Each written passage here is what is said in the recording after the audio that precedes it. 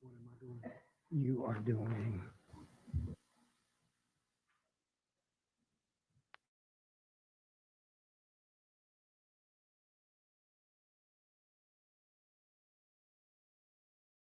Everyone, we're finished with executive session. Time now is 6:01, and we'll resume our called work session.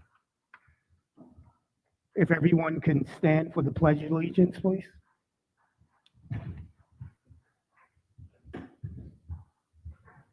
Pledge allegiance to the flag of the United States of America, and to the republic for which it stands, one nation, under God, indivisible, with liberty and justice for all. Okay. I'll start off with the roll call.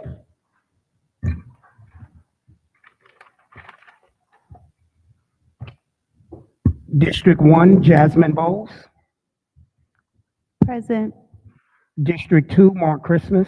Present. District 3, Jesse Goree. Present. District 4, Victoria Williams. District 5, Dr. D. Haney. District 6, Mary Baker. Present. District 7, Ms. Sabrina Hill. Present.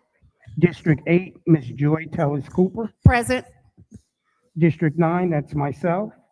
Superintendent, Dr. Anthony Smith. Present. Senior Deputy Superintendent, Chief of Staff, Dr. Douglas Hendricks. Attorney, Clem Doyle. Present. Board Liaison, Kim Blackwood. Assistant to the Superintendent, Ms. Alicia Battle. Assistant to the Deputy Superintendent, Ms. Dawn Biles. All right, that completes the roll call. I now will read the ethics statement. In accordance with Board Policy BH, it is the duty of every board member to avoid both conflicts of interest and appearances of such conflicts. Does any of the board members have any known conflict of interest or appearance of such conflict with respect to any matter scheduled to come before the board at this meeting or appearing on our proposed agenda? Seeing none, if so, please identify the conflict or appearance of conflict and refrain from participation in the matter involved. We have some recommendations that has come out from the executive session. Mr. Superintendent, the floor is yours. Yeah. Okay, apologize for that. I need a motion to adopt the agenda. Ms. Cooper? So moved. Oh, I'm sorry. I apologize. There is one change, board members, that I would like to make to the proposed agenda. That change is I want to move student support services before the tentative budget. We have a special guest that's supposed to be presenting before the student services. So I wanted to give them the opportunity to do their small presentation, let support services then do their presentation, and then we'll do the budget thereafter. Is everybody okay with that? Okay, great. So I need a motion to adopt the agenda. I move that we adopt the agenda with the change of the student services placement. Fantastic, Ms. Baker. Second. All right, the motion has been moved and properly seconded. Could I get a vote, please?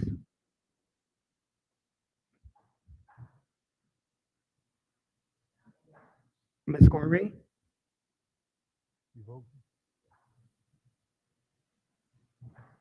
Okay, it's unanimous, 9 votes. All right, Mr. Superintendent, the floor is yours. Mr. Chairman, Mrs. Vice Chairman, Chairwoman rather, members of the board, colleagues and community members, I would like for the board to consider for the position of Coordinator Position Control, Floor Perry. Ms. Cooper? I move that we accept the superintendent's recommendation for Mrs. Flor Pierre for the coordinator position control. Mr. Christmas, Second. the motion has been moved and properly seconded. Could I get a vote?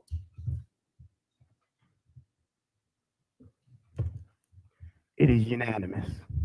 Thank you, board members. Is Perry present? If so, please stand and be recognized. Congratulations and welcome to the team. Thank you. Miss Perry, if you don't mind, if you will stay just a few more seconds so that we can finish this up and then take a photo with you. All right, thank you. Thank you, board members. I certainly do appreciate that. I would also like the board to consider a contract issuance to employee number 103. Ms. Goree, I move that we accept the superintendent's recommendation for employee 103. fantastic. Do I have a second? Ms. Williams? Okay, the recommendation has been properly moved and seconded. Can I have a vote, please?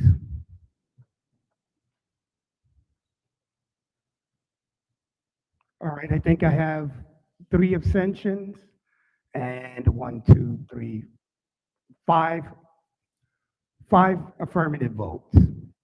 The motion passes. Thank you, board members. I would like Excuse to, me. I'm sorry, I would like to state the reason for my extension. okay, go for it. Okay, so with 103, there was additional information that had been asked. And I thought from the meeting that we were waiting for that. So No. I'm gonna go ahead and just abstain for right now. Okay. Mr. Ms. Chair, Marie, you have a comment? actually, can you call the vote again? What was the vote? It was 5 with 3 abstentions. I'm That- sorry, that it was doesn't- 6 and 3 abstentions. I apologize. Six in favor and 3 Right. abstentions? Yes. Okay. I would say that the motion has already been made, it's been seconded, it's been voted on, Okay, and that's it. next. Thank you. Go ahead, I'm sorry. Thank you, board members. All right, Ms. Perry, if you could step up to the podium here. Oh, I'm sorry, I'm forgetting the easements. Thank you, Ms. Baker. We have easements that have to be voted on. I have the easement, the Clayton County Water Authority easement for the convention center. Can I get a motion for that easement? Dr. Haney? Easement. You got it. Can I get a second? Ms. Goree?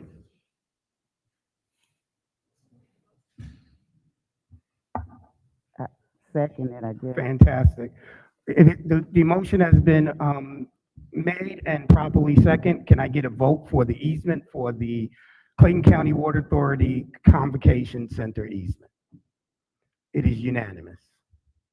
Next, we have an easement by the same Clayton County Water Authority for the Forest Park Middle School. Can I get a motion for the easement of the Forest Park Middle School? Ms. Williams? Fantastic. Ms. Cooper? Second. Fantastic. The motion has been moved and properly seconded. Can I get a vote? It is unanimous. Thank you. Now, Ms. Perry, you can step up to the podium.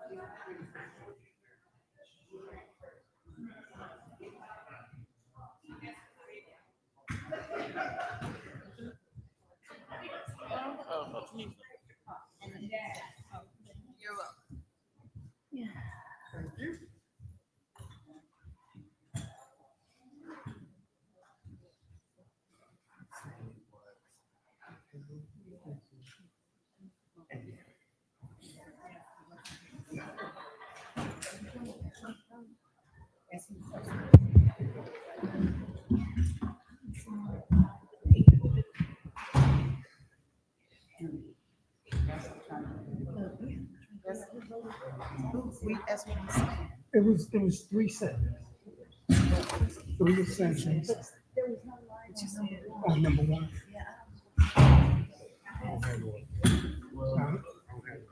Okay, cool. I'll get it. All right.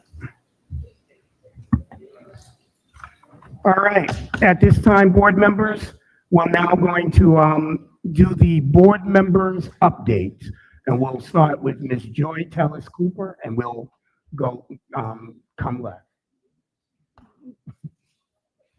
What happened? Are you ready? You're not ready yet? Okay. Ms. Bowles, I'll get started with you, please. Board update.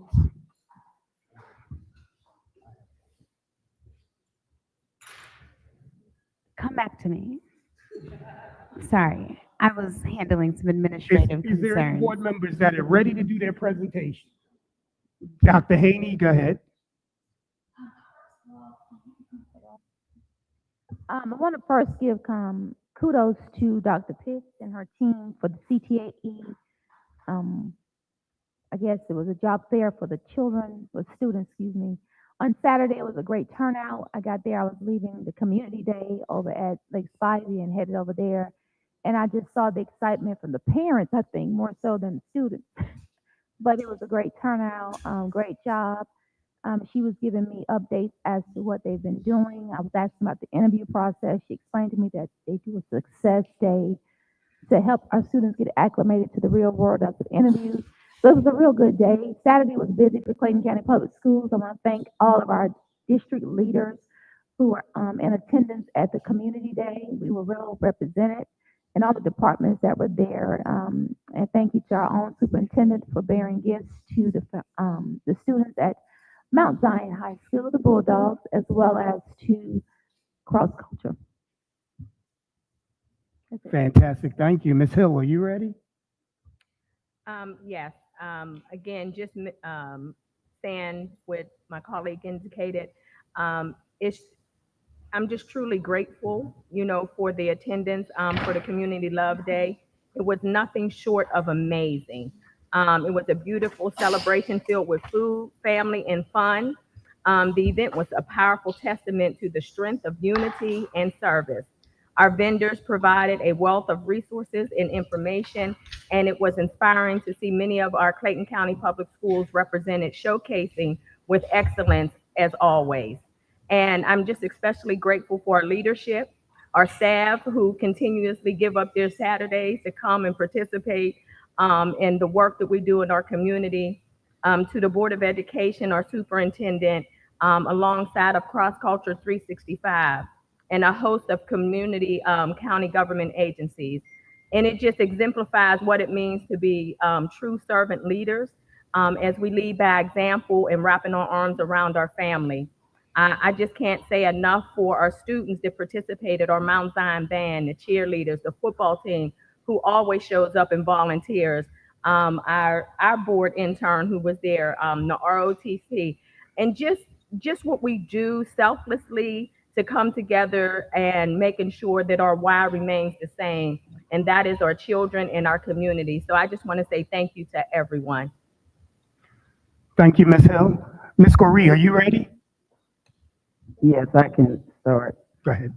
First of all, I want to thank all of the board members because normally I try to go to every event, and I was not able because I was on lockdown with an organization of which I'm a member. So thank you all for picking up everybody's slack and being there for all these people. So let me start by saying I want to thank Dr. Smith for always supporting community events and all of the things that are associated with Clayton County Public Schools. So in saying that, we're going to go with Dr. Simpson, who is over operations. Then I'm moving to, I was getting ready to say the little nickname, Mr. Koger, Samuel Koger, Raynard Walker, William Blackwood, I don't know how to pronounce Mr. Harrell's name, principal at Morrow High School, Rodney Dunlap, Dr. Haney, Dr. Radcliffe, Dr. Bowie, Mr. John Crane, Mr. Timothy Cruz, Miss Brittany Lee, Miss Rainwater, who's at the PAC, and I don't know, I'm having a senior moment. I could not remember the coach that's at Mount Zion. Thank you for helping my chapter, the East Point College Park Alumni Chapter, have a successful event at the Performing Arts Center and later on at Morrow High School. The only problem was we missed an opportunity to make a little money, honey. So anyway, we had a great time, and I can say that these young people have a new term about freeing people. So my number was 31. So free 31, 31 is free. And I especially want to give another shout out to Dr. Radcliffe, because we were almost into Sunday at 11:45. We were still at Morrow High School. But I'm going to stand up and salute you all. The police, did I say that? Oh, I said Chief Walker, but all of safety and security. So I'm going to give y'all a standing ovation, okay?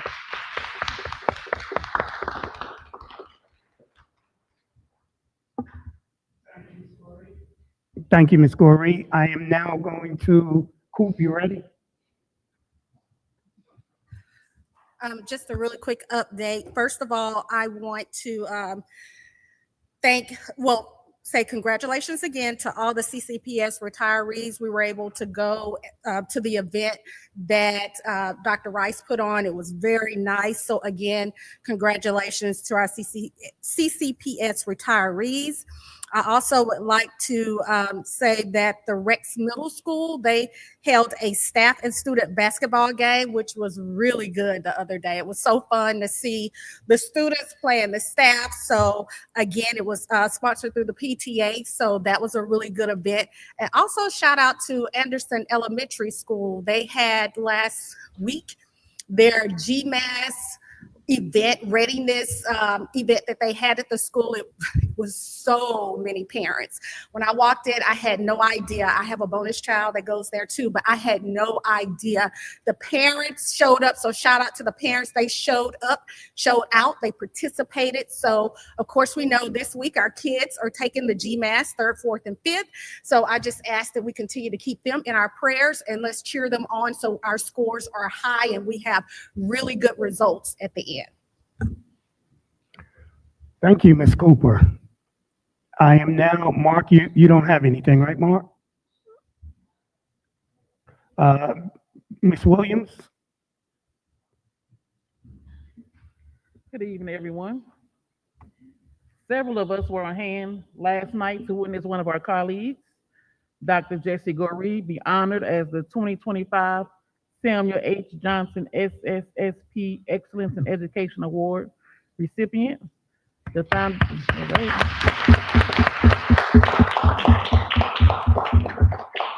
The foundation selects one honoree each year based on their exemplary leadership and dedication to the education of the children. Dr. Gurry was selected based on her stellar career in education, in which she has had a direct influence on the lives of countless children. This influence has continued after retirement when she was elected to the board 17 years ago. In addition, Dr. Gurry received this prestigious award. We were also treated to a jazz concert by Tony Hightower, and it was great. Thank you, and everybody continue to take care of yourself. Thank you, Ms. Williams. Ms. Bowles. Yes, speaking of taking care of ourselves, I know there's a lot going on in the world. And so last week we held our April session for our yoga and think tank in District 1. And our final session this year is actually going to be next Wednesday, May 14th. And that's just to get it in ahead of graduation.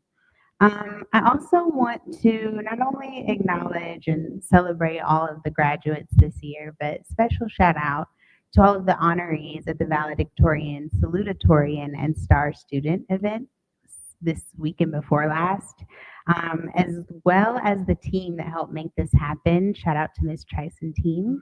And this was an exceptional event, and just wanted to say congratulations again to all of the honorees and star teachers, star students. And I had the opportunity to speak to the community, and that is always one of my favorite things. So thanks again, and congrats to all those we were able to acknowledge.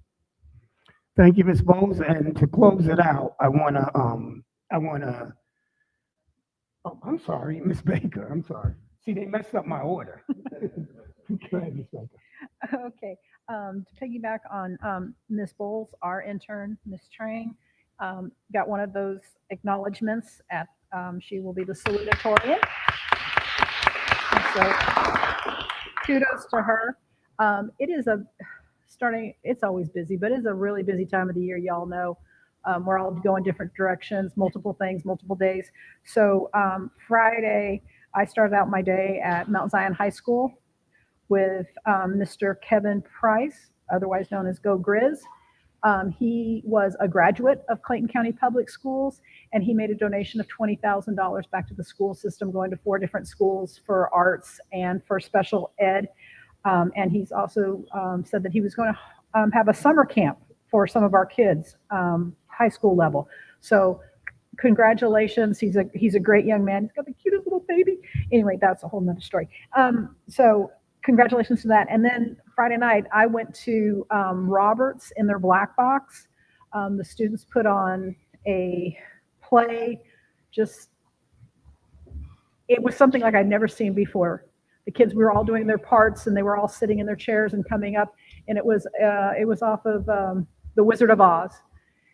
And let me tell you, with our students, we need to start getting autographs now.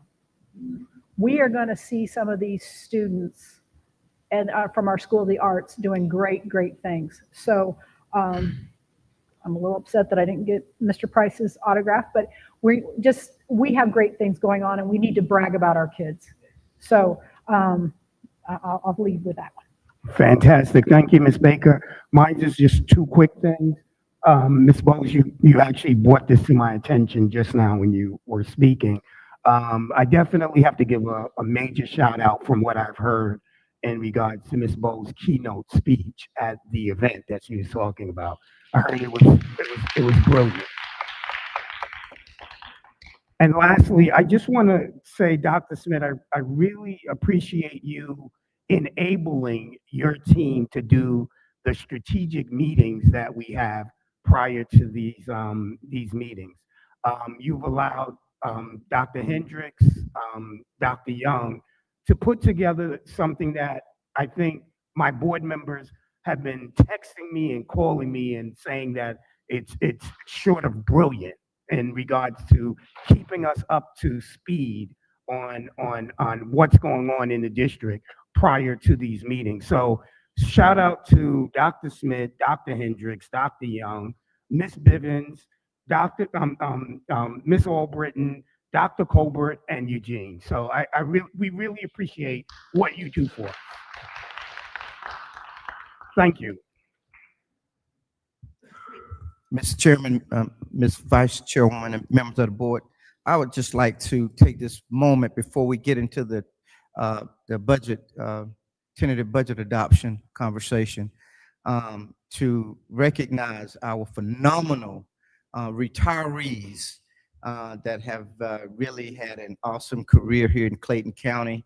And I want to thank Ms. Shakira Rice and the engagement team for putting together an awesome event last Thursday, recognizing the dedication of those phenomenal individuals. And also, if I could, Mr. Chairman, I know we put out a release about a week or so ago, but I just want to publicly acknowledge one of my colleagues who has done a phenomenal job as a father. And the person I'm referring to is Dr. Ralph Simpson. His son, Chandler Simpson, was called up to the majors about a week or so ago and is doing a phenomenal job. He is a Georgia Tech recruit, and I have personally witnessed the process and the journey, and Dr. Simpson's ability as a father to raise a son to reach that level of play is just phenomenal and should be recognized and applauded. So thank you, sir.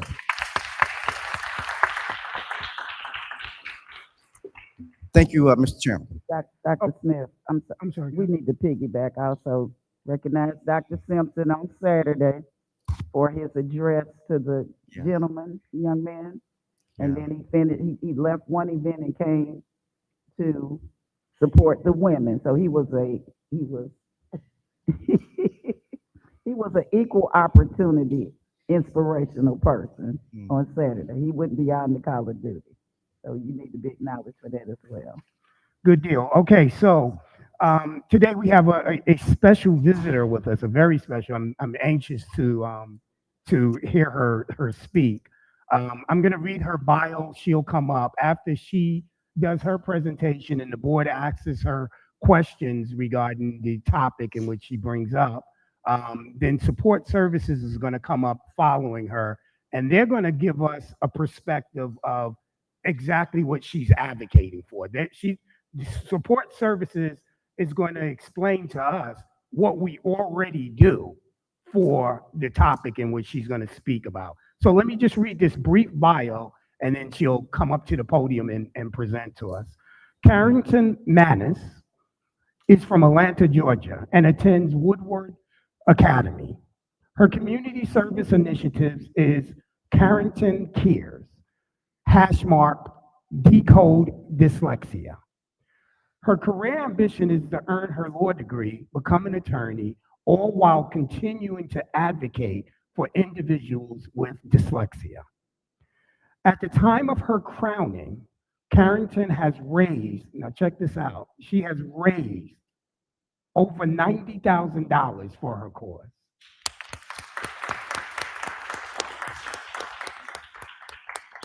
Carrington's initiative is personal.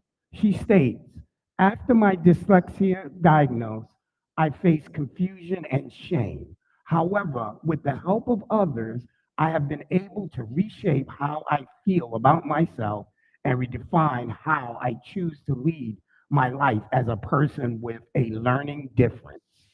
Through my struggles, I have gained a passion for advocating for individuals like myself and creating spaces that foster inclusion and confidence. I aim to share learning and achievement tools with people who have dyslexia to help them overcome their challenges. Please welcome Ms. Georgia's teen, Carrington Manis.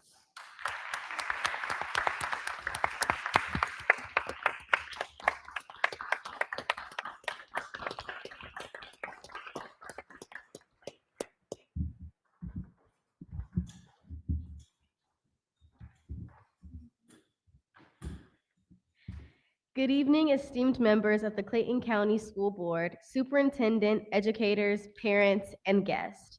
My name is Carrington Manis, and I am honored to stand here before you today as Ms. George's teen. I want to sincerely thank the Clayton County Board of Education for inviting me here and for giving me the opportunity to share my passion, ensuring that all students have access to early dyslexia screening and the proper diagnosis. I would also like to thank my parents, my family, my friends, and my incredible board of directors for always believing in me and supporting me in this journey. As I mentioned, I am Carrington Manus, Miss Georgia's teen, and at 14 years old, I entered my first pageant. And by 15, I won the title of Miss Georgia's teen and placed in the top 10 at the Miss America pageant at age 16. Today,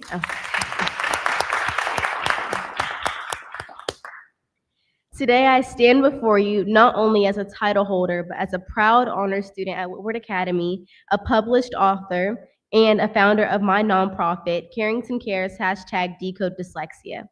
I've danced with world-renowned companies like Alvin Ailey and the Joffrey Ballet. I've successfully advocated for a no homework over long weekends policy at my school and changed students still thank me today. At this past summer, I was just one out of 25 students worldwide selected to attend a private debate program at Harvard University, where I also won 2 out of 3 of my debates. But while my resume may sound impressive, to truly understand my story, you have to know the full journey. Because as the saying goes, never judge a book by its cover, even when it's topped with a shiny crown. Let's rewind to 1st and 2nd grade. Imagine a little girl at the Galloway School, bright and bubbly, but struggling when it comes to reading and writing. By the end of 1st grade, my teachers suggested extra support over the summer. But by 2nd grade, things still weren't adding up. I was confused, my parents were confused, and I've always been the student who excelled, so why am I suddenly feeling behind? It was my principal, Miss Polly Williams, who first suggested the word dyslexia. My parents were shocked and honestly a little offended. How can their gifted child also have dyslexia? But Miss Williams patiently explained that I can both be gifted and dyslexic, a student known as twice exceptional or 2E. After testing, I was officially diagnosed with dyslexia. Thanks to the support of my family, my life changed forever. I learned that my brain simply processes information differently, and that this is not a weakness, it's a strength. They restored my confidence and taught me skills that I still use today. Most importantly, they taught me that dyslexia doesn't define me, I define dyslexia. Early testing and intervention gave me the tools, confidence, and resilience to pursue every dream I had. With the early diagnosis, I truly believe I would not be standing here today. I would not have founded my nonprofit, Carrington Cares, an organization that has raised over $100,000 to support dyslexic students locally and in 9 different countries. I would not be advocating for students across the globe, and likely I would not be Miss Georgia's teen. And yet my story is still not unique. It's estimated that about 20% of school-aged children in the US have dyslexia. Yet, what's even more alarming is approximately 10% of students are improperly diagnosed and in low-income communities. That number is even higher now. That means thousands, maybe millions of bright, capable children are slipping through the cracks. What happens to those children who goes undiagnosed? Studies show that they're a much higher risk for academic failure, dropping out, unemployment, and sadly, incarceration. In fact, 50% of Texas prison population has dyslexia, and 80% of inmates nationwide are functionally illiterate. We can do better. We must do better. Investing in early dyslexia screening and support is not just charity, it's a smart policy. It's about unlocking the genius inside of every child, no matter their zip code, background, or socioeconomic status. It's about ensuring all dyslexic thinkers like Albert Einstein, Sir Richard Branson, Whoopi Goldberg, President Bush, and yes, even the next Miss Georgia's teen have the opportunity to shine. When we provide early testing and intervention, we don't just change academic outcomes, we change lives. So today, my ask is simple. Let's make sure no student is overlooked. Let's continue working to ensure that all students have access to free and early dyslexia screening across Georgia. Let's invest in our children on the front end before we are forced to invest on the back end. Because when you unlock the potential of a dyslexic mind, you don't just change that child's future, you change the future of Georgia. In closing, I leave you with this. Dyslexic thinkers are creative minds. We too are brilliant. We too are capable. We too soar when given the wings to do so. Thank you again for your time, your hearts, and your commitment to Georgia's future. I am Carrington Manus, Miss Georgia's teen, a proud dyslexic thinker, and living proof that differences are not limitations, they are superpowers. Thank you.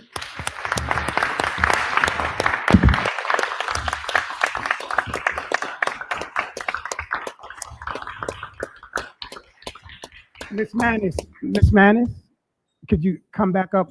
You're about to get barraged with a bunch of questions from our board. Let me first start before going to Ms. Cooper. I see your light. Anybody that has a question for her, please light up the board. Ms. Manis, Yes. first of all, thank you so much for that presentation. Thank you for having me. Once again, and everybody's heard this from me over and over and over again. When a child, a teenager, shows me why I'm up here, it gives me that real warm feeling, and it inspires me to keep doing my job. So I thank you for that. My question before moving to my colleagues is, how did you come up with starting a nonprofit as a teenager? Can you take me through that thinking that you did and explain to me the why behind that? Yes, so like I mentioned earlier, I was tested in the second grade with dyslexia, and going to a school that I wasn't in the area where other students learned like me, I didn't realize that there was other people who thought like me. So going to the Skank School, which is a school that specializes in teaching students with dyslexia, it helped me understand that I'm not alone. And stepping into pageantry, it made me realize that I need to make a change if I want something to happen. So I started my nonprofit organization, Carrington Cares, #Decode Dyslexia, and I've reached over 9 different countries with raising $100,000. But I definitely won't stop until every student has the access to free dyslexia testing, because it really is important to me. Thank you so much. Ms. Cooper? First of all, I wanted to say thank you so much. I thoroughly enjoyed hearing your story. The only thing I wanted to know is, could you give us your website? Yes, decodedyslexia.com. And then my Instagram is I am Carrington Elon. Okay, and what's the website again? Decodedyslexia.com. Okay, thank you. Thank you. Ms. Hill? I just wanted to say thank you for being here. It's so good to see you again. And your story is amazing and incredible. And I'm just grateful that you shared it here in Clayton County. Thank you. Good deal. Ms. Goree? Good evening. I'm so proud of you. Thank you. I'm so proud that you came and said what you just said. I don't know how long you're going to stay in this meeting. You came perfect, because you are my first witness for something that I am about to ask for, that I continue to ask for. Can you tell me what school you ended up attending after you were diagnosed? The Skank School. The what? Skank School, SCHENCK. Where is that? Is that local? Yes, it Where is. is it at? Sandy Okay. Springs, yes. Because on the south side, we have something called the Bedford School. There's also a school called the Roberts Academy that's in Albany, Right. Georgia. So there's starting to be more schools Right. that specializes in teaching students with dyslexia. And I don't think that people should have to go to a special school to pay Yes. $20,000 plus a year, when that is something that we should be providing in our public schools. So I applaud. I'm so glad you came tonight, because I Thank you. can't wait for Dr. Crawford to come up and make her presentation, because I already have something written down. Thank you. Thank you. Ms. Thank you very much. Thank you so Matter of much. fact, before you leave, I hate to do this to you. Can we go back down there and take a picture with her? Mr. Chair, Mr. Oh, Chair, I'm sorry. Go ahead, Chris. my light's on. I want to first of all say thank you for that wonderful speech. But anytime you come into space like this, you ought to have some kind of barcode scan so folk can scan and donate money to you. Oh, thank you. So anytime you come, My website, there's actually a barcode where you can donate to my you nonprofit. should always put that out. Hey, you can donate here for Yes. folk for dyslexia. Anytime you come in anybody build, especially educators, Yes. especially the folk on the front row. All right. Yes. But thank you so much. Thank you.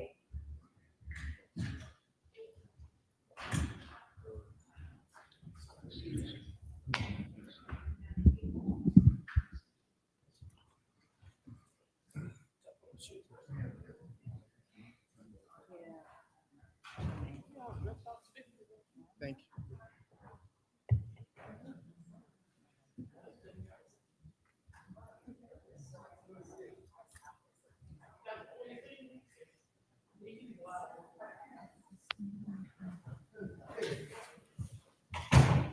Good job.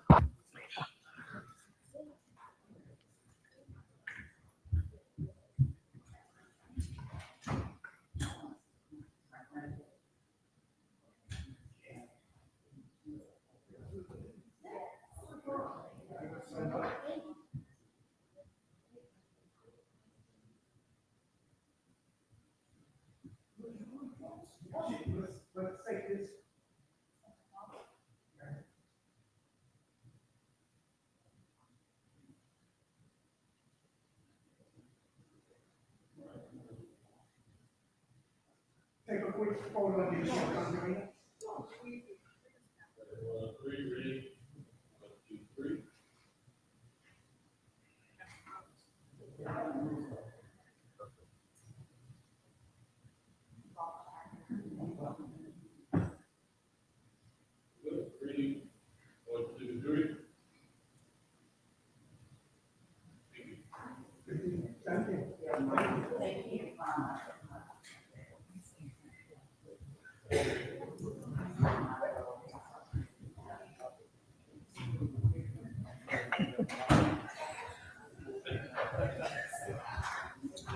Thank you, ma'am.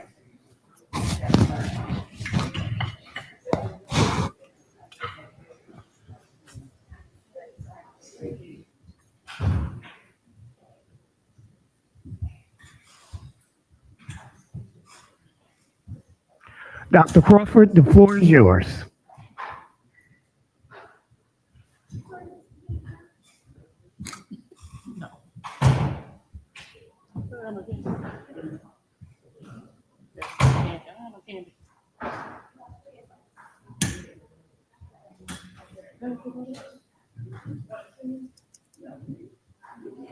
Yeah, boy. You see, you be getting distracted quick. So want it.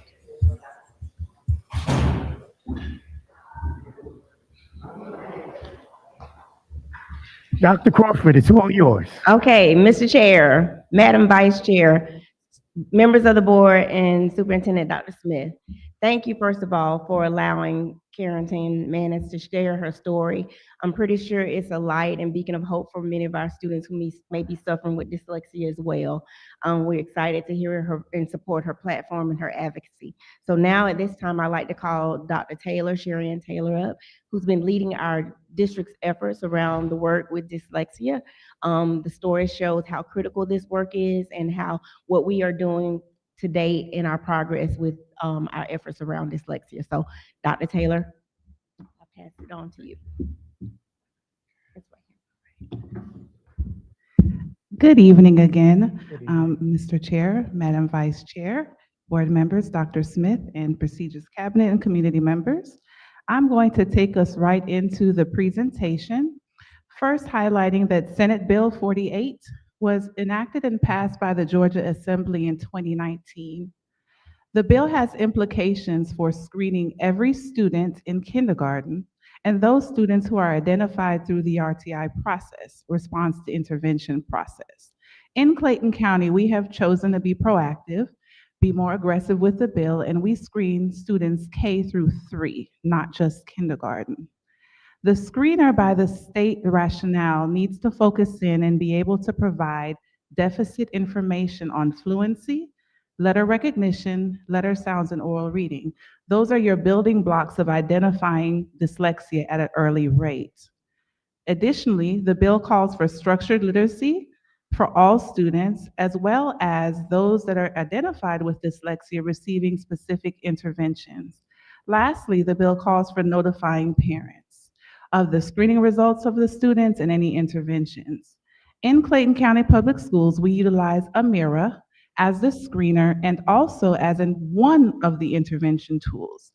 The screener is administered 3 times a year, beginning, middle, and end of year. We have just concluded the end of year screening cycle. The collaborative effort that we are utilizing for Senate Bill 48 can be seen here on this slide. I want to bring to note that although all students are screened, we have to go through the Amira data to decide which students receive a tiered reading plan.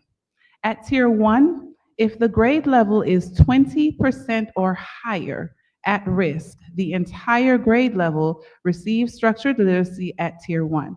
That is 20% or above based on the Amira screener. If that grade level is 20% or below, we go through and identify those specific students that need a tiered reading plan. That tiered reading plan is implemented by the multi-tiered systems of support team, either at Tier 2 or at Tier 3. If the student is in special education, that reading plan is implemented through their IEP. If that student has a Section 504 plan, they are treated through the SST process, Student Support Team process.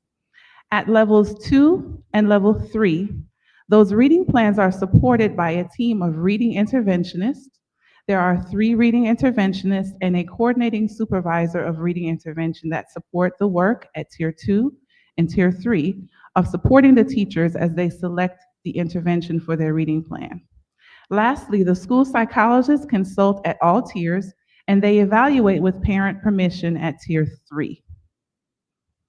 Just highlighting again, before the previous slide, we talked about the who, this talks about the what.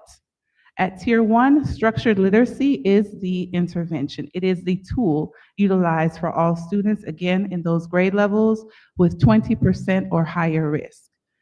Orton-Gillingham is utilized through the EIP program, but not just for students who qualify for early intervention. If your score indicates that you need support with Orton-Gillingham, the MTSS team, again, that's multi-tiered systems of support team, can refer you to EIP to receive Orton-Gillingham support through your reading plan, okay? Also, those targeted reading plans are monitored again by either the Tier 2 liaison or Tier 3 SST chair, student support team chair. The interventions, again, are Amira. We increase the time that the student spends on Amira through the tiers. Orton-Gillingham, which is found in Tier 2 and Tier 3 as a small group intervention.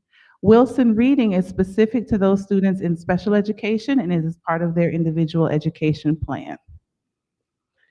Now, the bill talks about screening all students, but again, as you go through and you are at risk repeatedly, there is a dyslexia identification process that is part of the bill and that's highlighted here on the screen. If after 2 screening cycles or 6 to 12 weeks of no progress on your reading plan, you still lack, you're still not moving through or showing any kind of change, you're referred for evaluation by the school psychologist. So again, that's 2 screening cycles, or if your reading plan reflects after 6 to 12 weeks of intervention, no movement, you're referred for an evaluation with parental consent. There's a part of the bill that calls for progress monitoring and also data reporting by the state. The progress monitoring is done by the reading intervention team. Each school has a customized dyslexia tracker that's shared with their principal, their assistant principal, the EIP team, the MTSS team, and also the dyslexia contact for that building. That tracker shows the risk level per grade level, so that way you know if it's an entire grade level that needs intervention or individual students. It also shows the students by their name, if they have a reading plan, and what tier their reading plan is, whether it's Tier 2 or Tier 3. It also shows if you're in any of the programs, ESOL, 504, or DES. That way we can make sure that that home program is tracking your progress as well. The MTSS teams, again, not only monitor the plans, but work with the school psychologists to ensure that those students that need further evaluation are recommended quickly and move through the evaluation process with efficiency. Lastly, the divisions of both teaching and learning and strategic improvement and school leadership and strategic improvement through various departments, they support Amira usage, offer schools incentives for pushing usage, and also are responsible for state reporting. The future plans and continuous improvement, as I highlighted before, the end of year screening itself concluded on 4/26, so the reading interventionists are now going through that data, updating trackers, and making recommendations for Tier 2 next school year. So Tier 2 will last all the way to the last day of school and begin again first day of school if you're here in Clayton County. We're also offering virtual summer support to those students who have been identified on the end of the year screener. It'll be once a week. You can log on with the reading interventionists who do work through the summer. Lastly, we want to make sure that those interventions that are for the reading program itself have a bank that is it's separate for our teachers so that as they're developing their reading plans, they're able to pull from that resource bank. My last slide here in summary. Senate Bill 48, which is specific to dyslexia screening, intervention, providing professional development, is fully implemented here in Clayton County Schools. We're utilizing data from the multi-tiered systems of support process to continue to drive every decision. I want to highlight that the last department that is a part of this collaborative effort, professional development, has been training our teachers and our school psychologists. They're responsible for there being one person per building with the dyslexia endorsement, and there is. They keep up with movement from buildings or movement out of the district, making sure that person is replaced.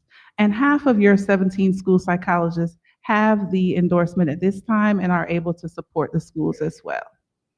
I will pause here for any questions. Thank you so much for that presentation. Do you have a count of the number of students that have been identified with dyslexia? Yes. Students that have moved from the beginning of the year to middle of the year and now have the characteristics of dyslexia, 243. 243. Thank you. you. Ms. Baker?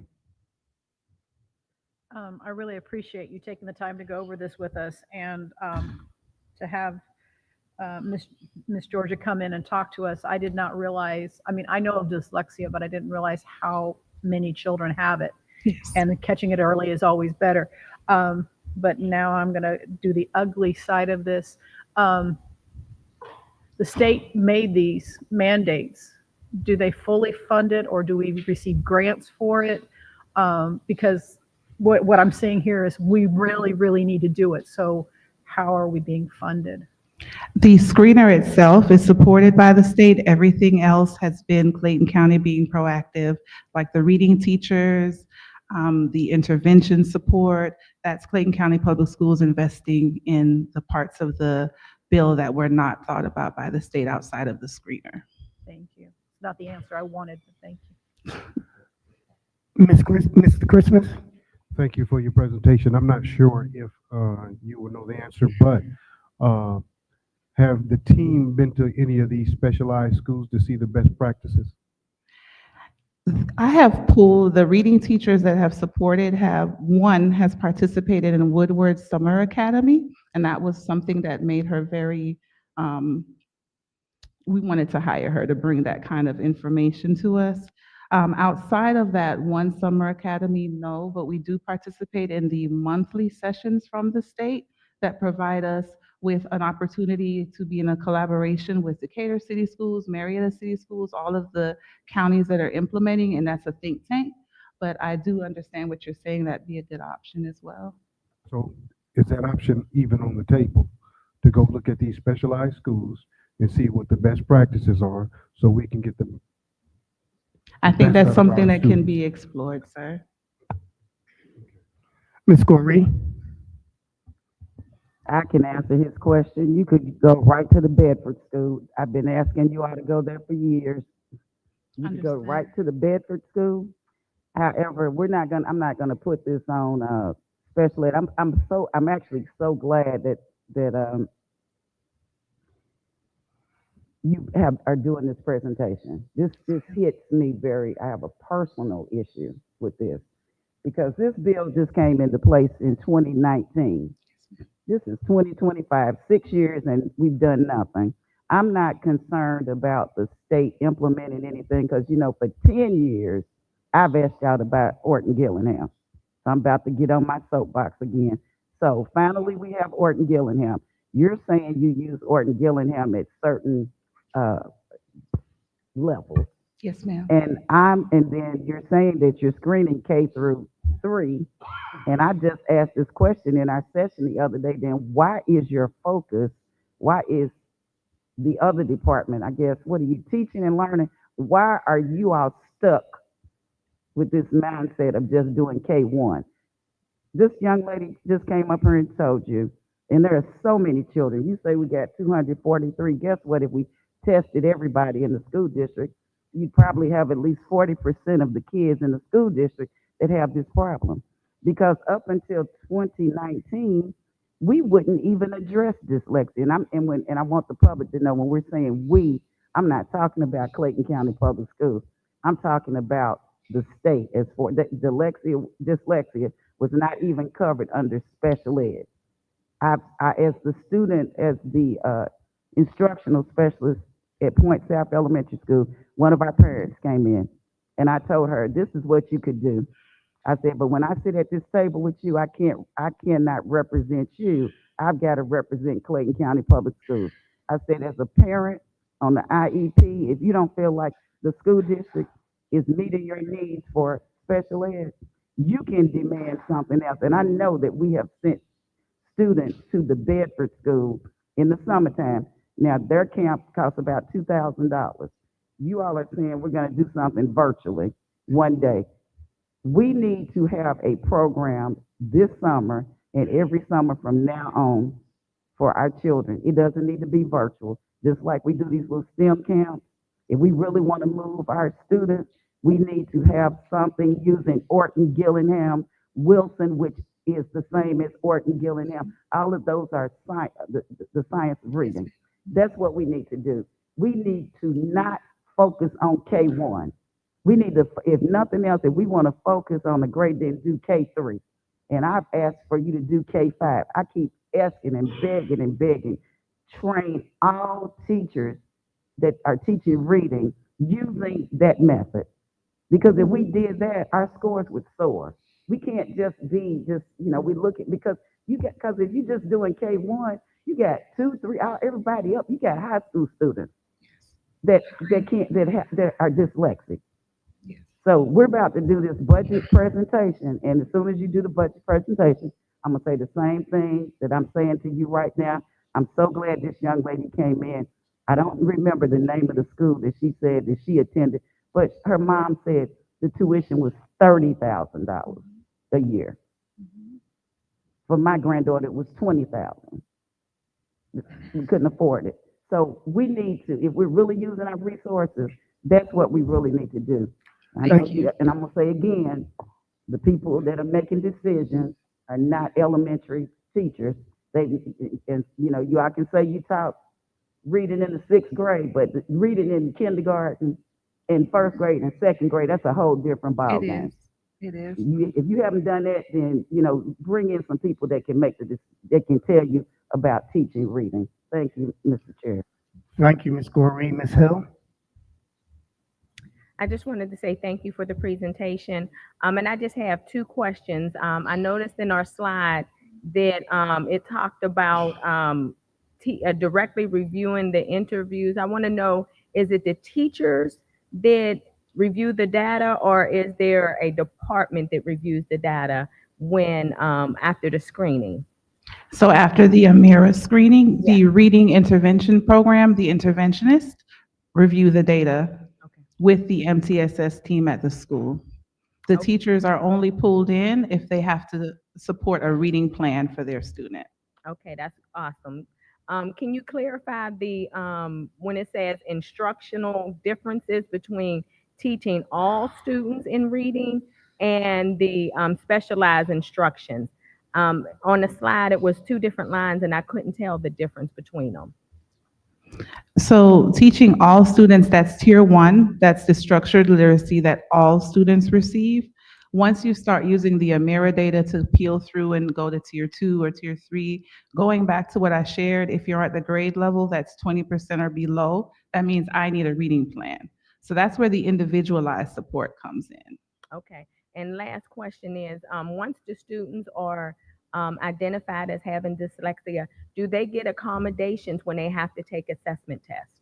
That's correct. If I'm identified of having dyslexia, I'm either receiving support through the Department of Exceptional Students because I qualify for an IEP, or I'm receiving support through my Section 504 because I qualify for accommodations through a plan. But either path leads to test-based accommodations, yes. Okay, so just for clarification, that if they have been identified, they are receiving the accommodations and support, therefore that doesn't hinder our test scores. Would that be accurate? If they are identified and qualify, if through the evaluation process, they would receive accommodations. Now, impacting the test scores, that's a different conversation, but do they receive accommodations? Yes.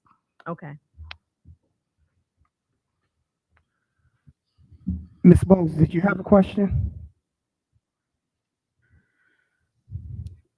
I think I was just gonna not only lift gratitude, but I've heard this happened in 2019, we're late, why just this grade, why just that? And I did just want to lift that although the bill was passed and went into effect in 2019, the implementation year is the one we're in. So we're quite on schedule. And when it comes to why aren't we including more grades, Ms. Baker asked a smart question earlier when this discussion opened, and it was, what is the funding accommodation with this? Our state has a tendency to lay what's called unfunded mandates, which have high expectations without the checkbook open to meet them. And I wanted to compliment you and your team because I heard you say that although this bill, SB 48, which was passed a few years ago, but we're on schedule implementing, it actually only covered a portion of grades.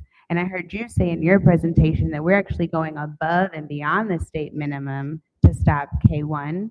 And that was my only comment, Mr. Chair, was gratitude, but also commendation on some of the things that I've heard mentioned in this conversation that I just wanted to correct. So well done. Thank you. You're welcome. Thank you so much for that presentation. Thank you. Thank you, Dr. Taylor and Dr. Crawford. Let me follow up with a question, please.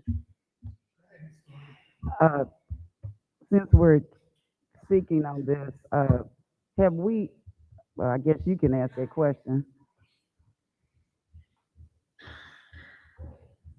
Have we purchased any reading pens?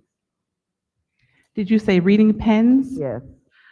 Not to my knowledge. Well, we should do that, and I'm looking at Dr. Colbert because I can remember having a conversation with Dr. Colbert. With one, I believe I remember him telling me about a student when he was at Lovejoy as the principal, and I think they discovered that the young man had dyslexia, and he mentioned to me that we gave him a reading pen. Those are Absolutely. I We have advanced a little bit in our assistive technology, and there are options available on our Chromebooks for our students that would replace the option of highlighting the text as the reading pen has done. So what happens when you have an individual education plan or a 504, our assistive technology department through special education, they do an evaluation on you to see what kind of devices, what kind of support can we do to enhance the Chromebook.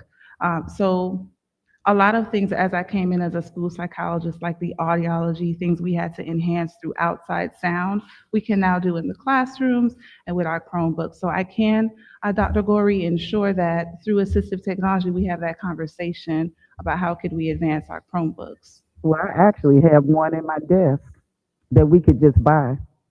We could buy them, and they don't have to be on the Chromebook because, we hope that there are kids that read real books. Understood. Yeah, so if you had like a real book at home, you could use your reading pen to help you, and it does help students. And I asked for some reading pens years ago, So, and not just from you all, Understood. we should let them use them in regular ed as well. That's That would received. assist. Thank you. Thank you. Just piggybacking on Ms. Goree, I have a friend whose daughter's dyslexic, and she has what I'm going to call a glorified ruler that she uses. And those are probably, I'm going to assume they're not that expensive. They're color box. They look like color slips. Yeah. We've given those out, and also the ring decoders Okay. as well. Okay. Like I said, I'm willing to beg, borrow, and steal any ideas that are going to help us. Absolutely. Thank you so much.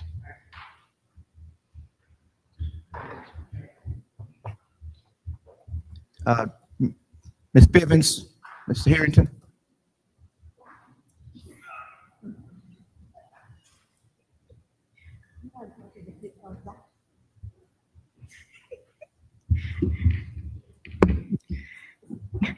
I'm sorry.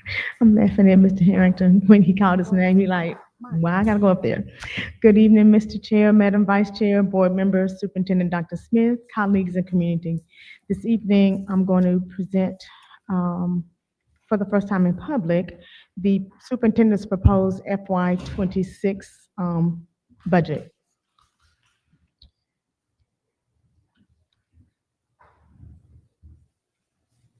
All right, so this budget addresses the, what contains expenditures to support the superintendent's priorities, which are listed here. There are 5 of them. I'm not going to read them because we've gone through that before. Also, just briefly, the district operates through 5 funds. Previously, we had 4 funds, but last year we issued bonds, so now we have a debt service fund in addition to our general operating fund, special revenue funds, our capital projects funds, and our enterprise fund. The focus tonight or this evening will be on the general fund, which is the largest of all of the funds, as it finances the primary day-to-day operations of the school district. Our general funds, how the funds spent, 88% of these funds are used for teachers, guidance counselors, media specialists, parapros, all of our employees for their salaries and benefits. And then the remaining of the funds are used for operating expenses to purchase instructional supplies and materials, including textbooks, utilities, supplies, fuel for transportation, and other services that the district receives.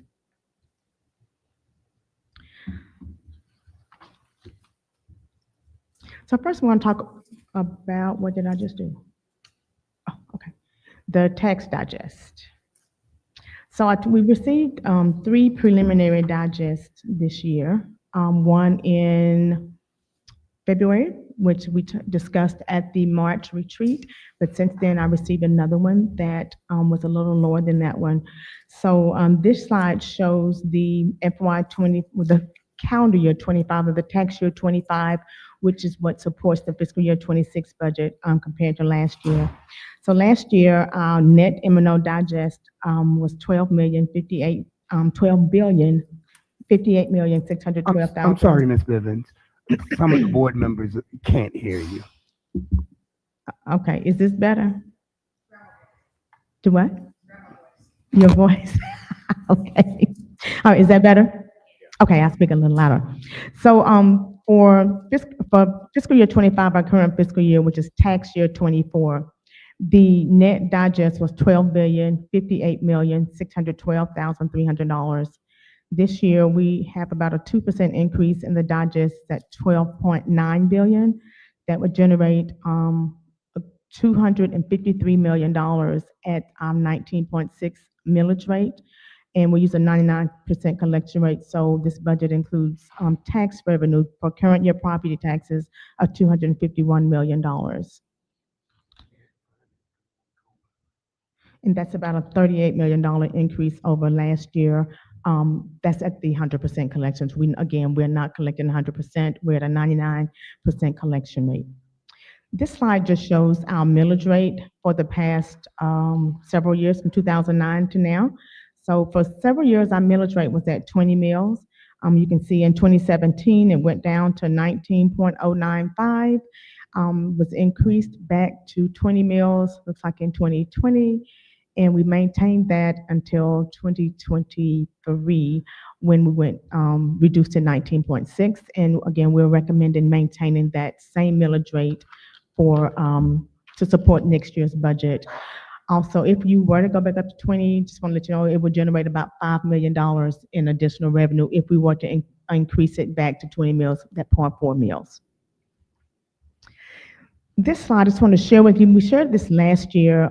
We don't have any updated information for the surrounding areas because they have not published their budgets yet. Mr. Harrington, this is one of his tasks. He goes to look to see what everyone else is doing for me. And so this just shows where everybody is and where they were for last year. I don't think anybody's making any changes to their millage rate, at least not increasing to our knowledge. So again, we're at 19.6, and you see some of our counterparts. Atlanta's at 20.5, DeKalb 23, Fulton is 19, I'm sorry, Fayette is 19.2, and Henry is at 20 mills at the max as well. In addition to the millage rate, 3 of our metro area schools, Fayette, Gwinnett, and Henry, also have what they call a bond millage rate, and that's to help pay for any debt that they may have issued, and that's in addition to the SPOS that they receive as well. Ms. Bivens, can I Yes, stop you ma'am. for just a second Sure. on there? I want everybody to see that Atlanta, who is more or less the same size of our district, Mhm. where we are pulling in, 11.3 million on a mill? That was last year, yes, ma'am. They're bringing in 48.5 plus million.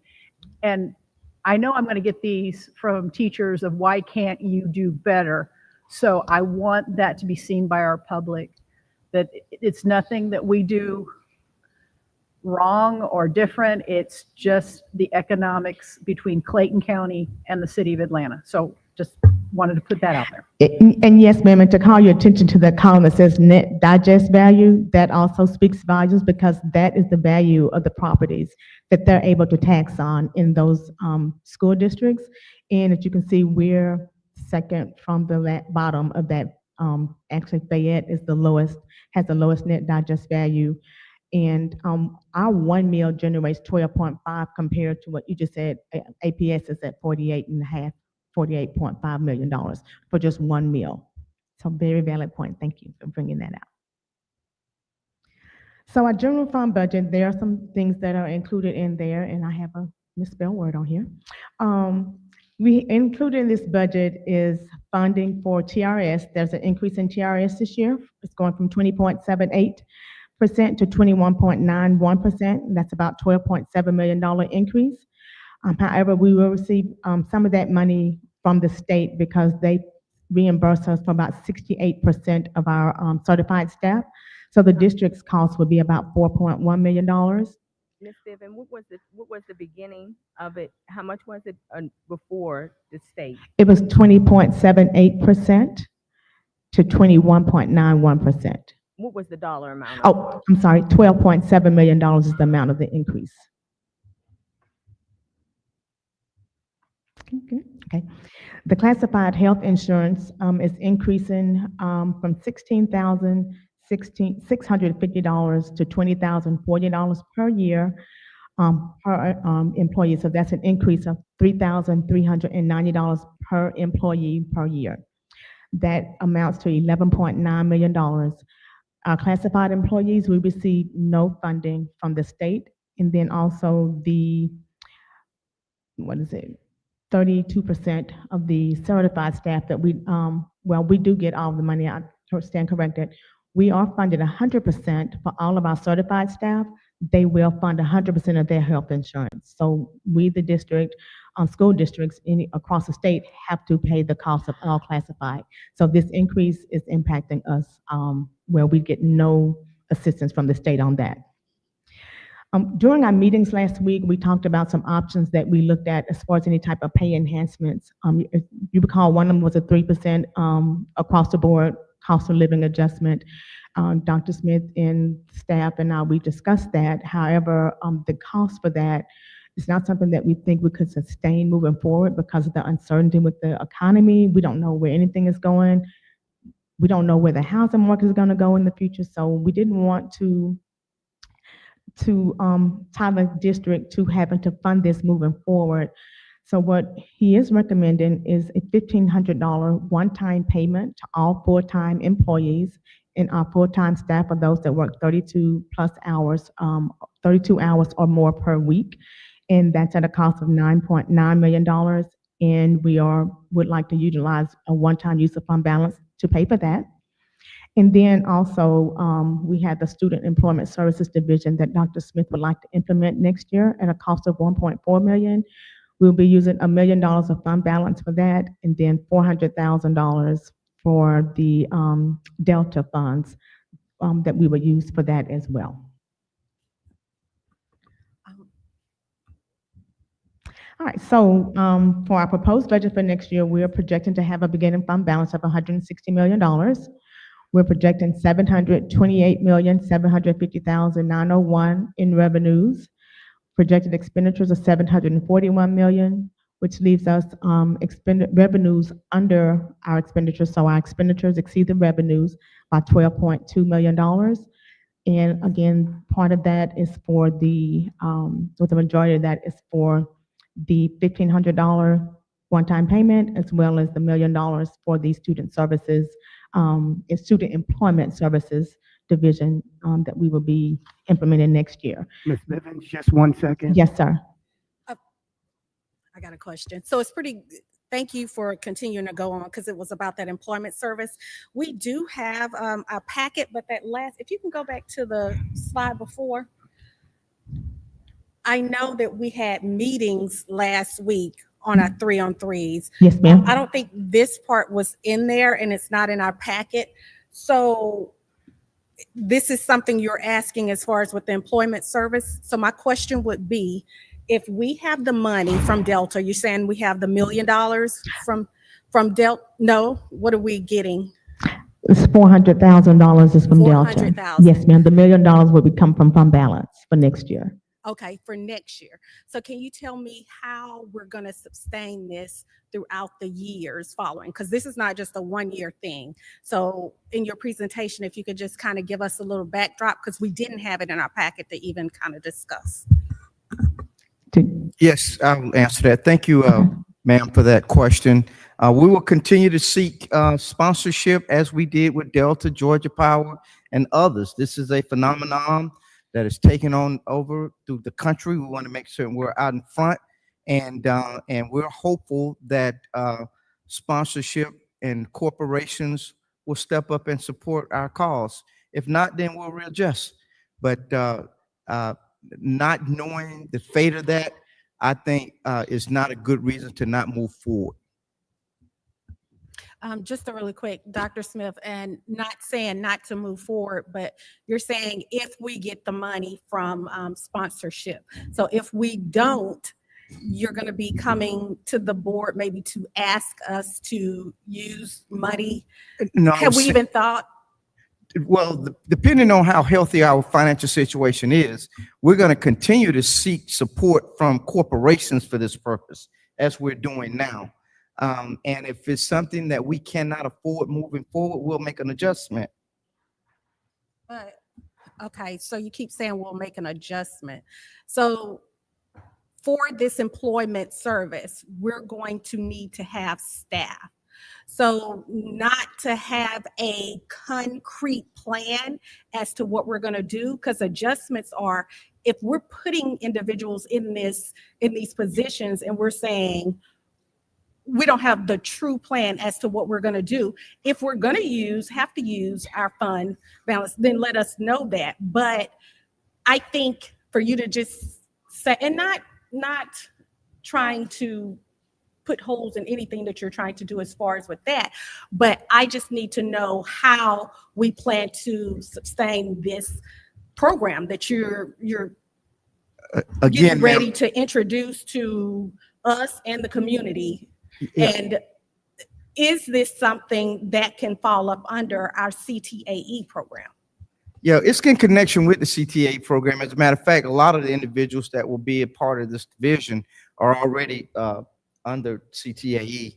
And so, yeah, I'll be asking the board to continue to support this in the very near future, along with doing our due diligence with getting sponsorship from corporations. I hope the board members see, if in fact we're able to, that this is a great investment towards supporting our students, particularly considering the way in which young people view higher education. So we want to make certain that we have opportunities and we support students with all needs and all aspirations. So I'm hoping the board will see the wisdom of continuing to invest in this as well. But if for some reason we're not in a financial position to do something, just like any other program, we'll have to make an adjustment.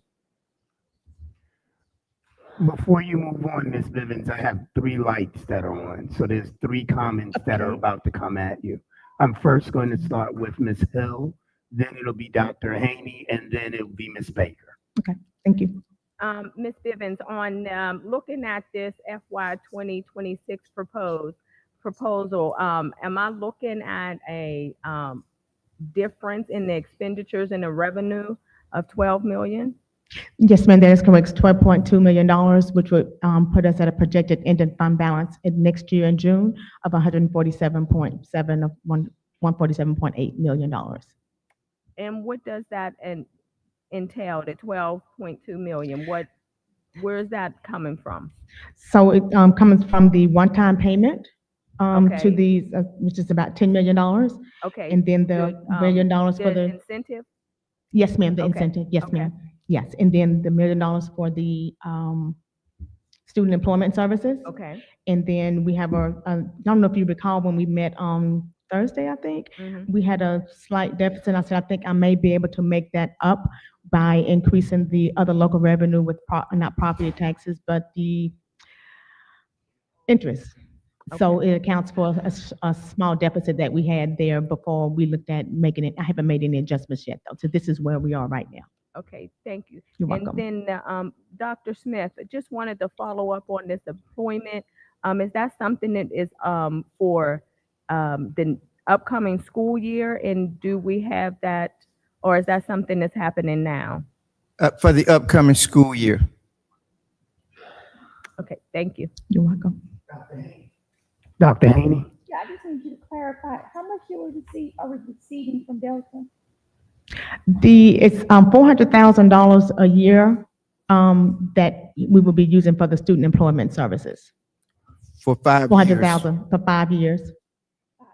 Yes, ma'am. Thank you. Ms. Baker? And have we received it yet? We haven't received it. We have not received it yet. We should be receiving it. When it doesn't come directly to us, though, it actually goes to the foundation, and the foundation would transfer it to us. Yeah, by May 1st is the date that Delta has given us. What'd you say, Dr.? I He said said, it but by May May 1st is 1st. the date that Delta has given us. Okay, thank you. Ms. Baker? Okay, couple things real quick. Okay. One, you talked about the one-time payment Yes, ma'am. of $1,500 to full-time people. And during my session, we talked about could we do for some part-time people, which we're looking at nutrition, and I'm sure others that I can't think of off the Yes. top of my head. So that to me is important to do that. We are also looking at doing this one-time incentive because, as you said, to sustain this without knowing what's going on, it matters that we cannot handle. And in our meeting, you talked about having a decrease in the commercial or tax. Yes. And so if you could explain that, and then I have Yes, another ma'am, I question will. after that. So, and thank you for bringing that up. So when we were talking about property taxes earlier, typically we would see maybe a little more than 10%. Historically, we've had 7, 8, 9% increase in our digest each year.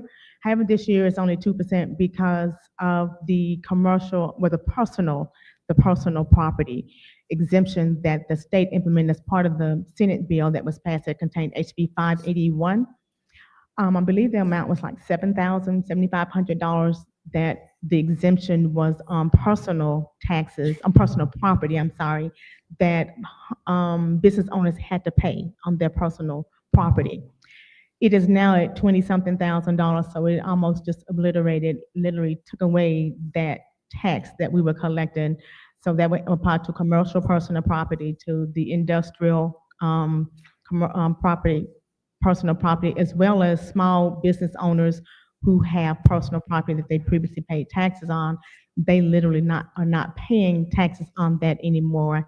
And I think it was about 14% reduction, if I recall. Oh, hold on, I have it here.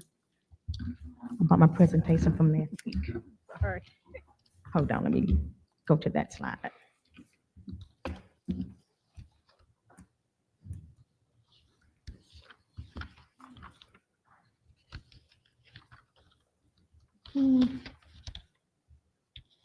No, it wasn't on this one. It was on something on my computer, but it was about a 14% decrease in that revenue, and it was a big chunk. Which I'm going to assume is something we're not going to get back anytime soon. So going back to this, I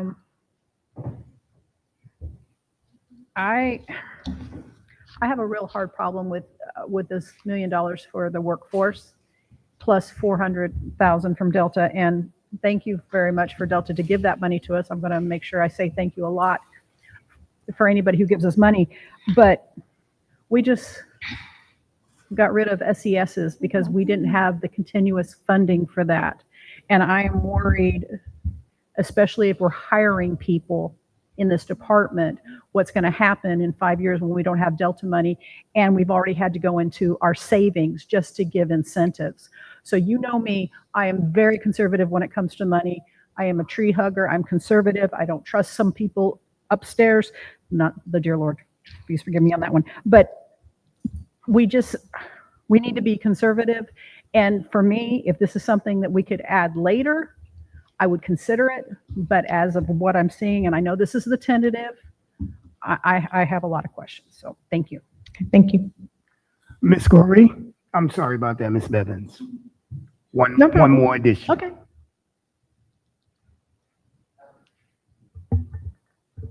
Mr. Chairman, I'm going to say to Dr. Smith that I support your efforts.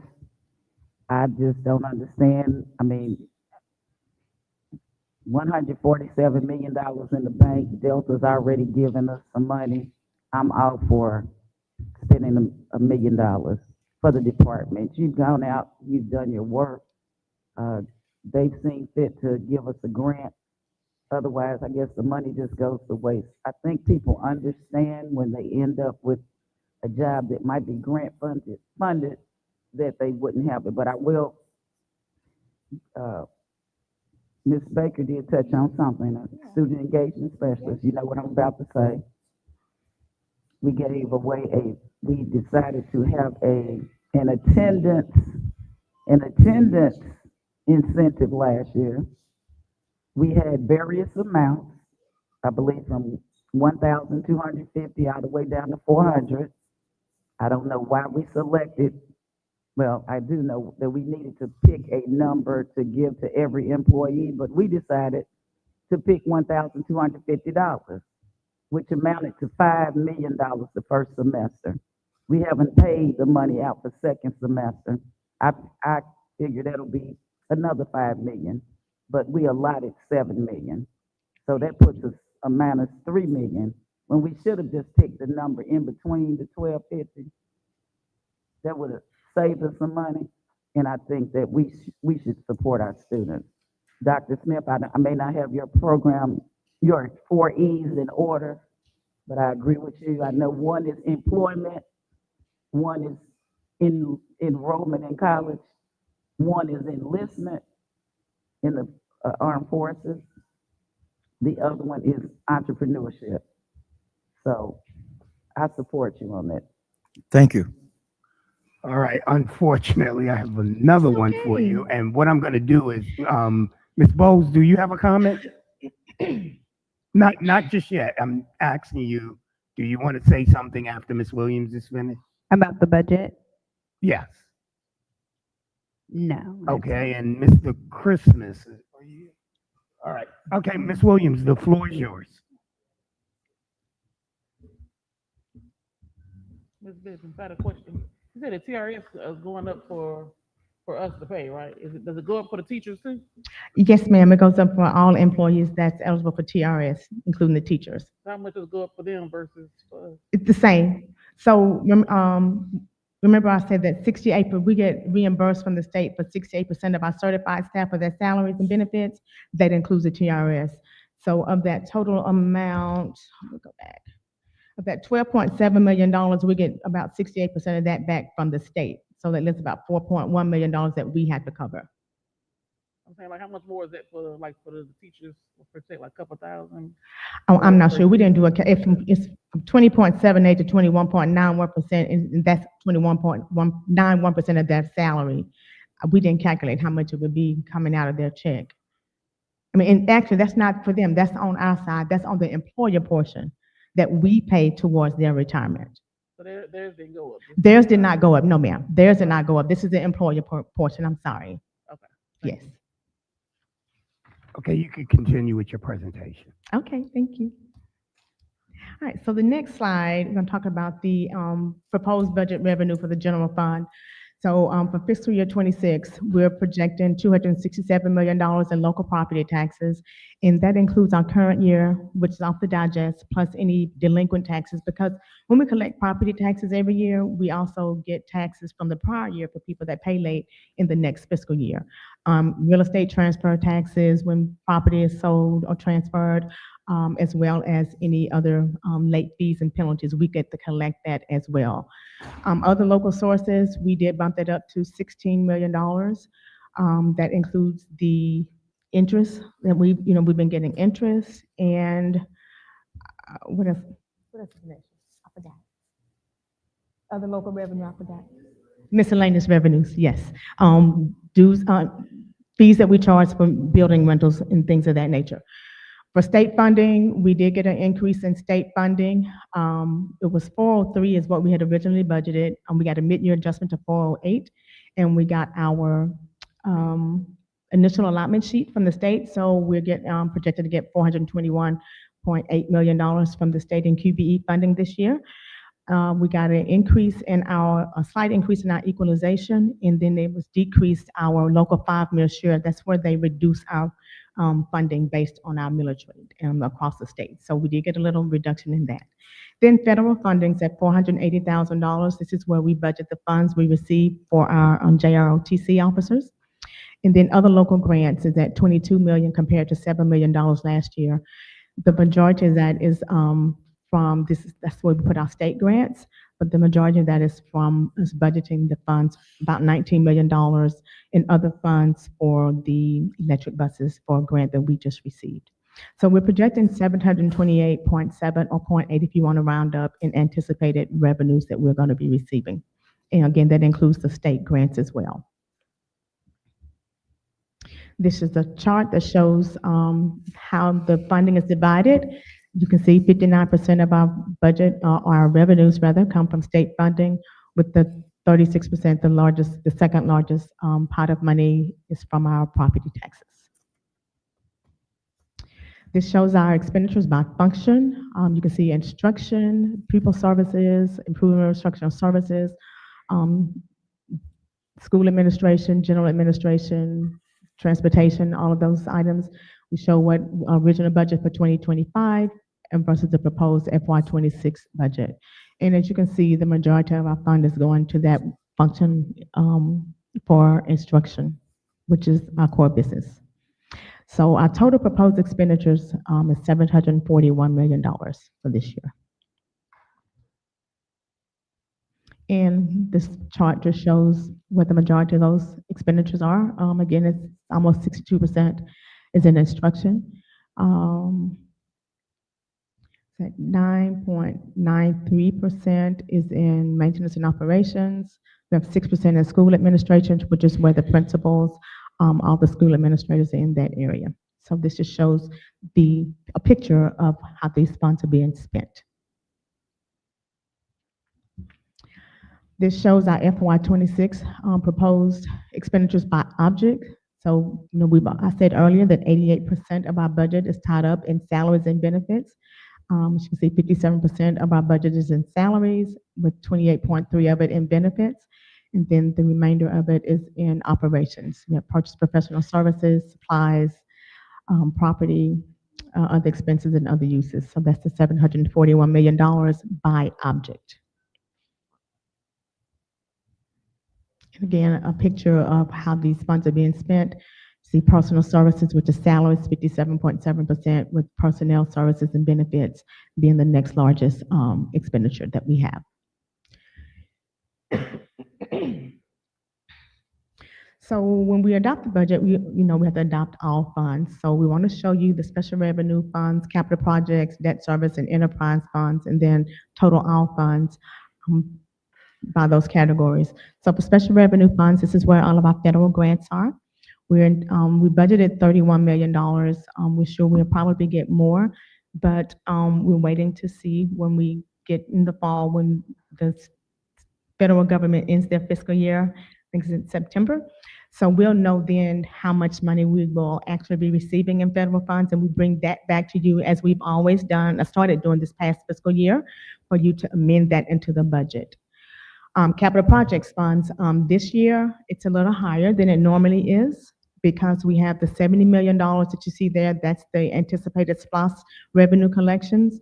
We have some other local sources and state funding. And then we have under other financing sources of $567.9 million. That would be made up of the bond that was just approved, which, by the way, we will be bringing that to you next week. We did put that out to bid. We got the rates back, and the lowest rate is 5.12. It's a little higher than the previous one. Last year was 4.2, I believe. But we were going to look at seeing which rates would be lower if we did a private placement or doing a public offering where we have to go to Wall Street and all of that. Mr. Wall, our financial advisor, whom you all know, looked to see how much it would cost to do a public offering, and interestingly enough, the rates are the same. That's kind of unusual. They're usually lower, but they're the same. So we can do a private placement and save the district money on issuance costs because the issuance costs are lower when you do a private placement rather than going to Wall Street to do all that. So that 567 is made up of the bond proceeds from last year that we have. It's about $200-something million, and then the proceeds that we anticipate getting from the new bond that we'll be bringing before you next week. Mr. Wall will be coming to speak with you about that. So it's about $647,000 in revenue anticipated that we will have available to spend for next year on capital projects. We have a new fund called Debt Service Fund. So when we issue the bonds, we have payments coming up of interest and principal. So during next fiscal year, we have $35 million in payments going out. So we show that as a transfer in from other funds because I transfer that money in from the capital projects funds. So that's the funding source for that debt service fund. So as we collect money, we put money into the debt service fund to pay that debt each year, but we have to show it this way when we're doing our budget. And then on the enterprise funds for the revenue anticipated is $47 million. The majority of that is in federal funding, which is for school nutrition at $41.3 million, with the remainder of that for some of the other enterprise funds that we have, which is the Performing Arts Center, print services, and campus kids. So all of those added together, along with the general fund, we anticipate total available funds that we will receive is $1,490,000. 1 second, Ms. Yes, sir. Stevens. Ms. Cooper. Okay, Okay, we good? keep going. Okay. And this chart shows all about total revenue for all funds, how that's broken out into categories. And then by function, we've already talked about the general fund. So for special revenue funds, we show by function for that as well. But I really want to call your attention to the capital projects funds because again, this is something new. We have $15 million in there for textbooks for next year, and then $10 million for repair and maintenance for maintenance and operations. And then on the enterprise funds, those are the categories that we've had over the past few years. And continuing on, because I couldn't get all that on one slide, it would have been too small to read. Capital projects, again, we have $15 million in there for student transportation, and then you see $571 million in there for construction services. And total operating expenses of $611,404,000, and then the $35 million is in there for the debt service that we're going to transfer to other funds, and you'll see it as an expense in the next column on the debt service fund. So the total expenditures for those, for all funds consolidated, is $1.5 billion.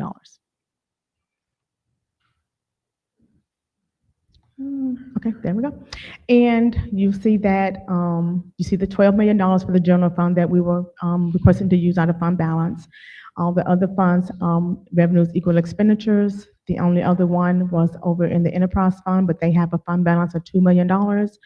And so we are anticipating the projected beginning of the year funds for all funds, 162 million, and at the end of 2026 at 147.8 million, with 147 that in general funds.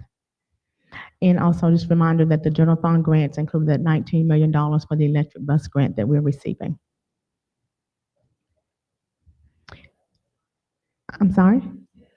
Oh, the $19 million in general fund grants. Under the other grants on the revenue side and on the expenditure side, it's $19 million for the electric buses. Okay. And again, this pie chart just shows the expenditures by function for all funds.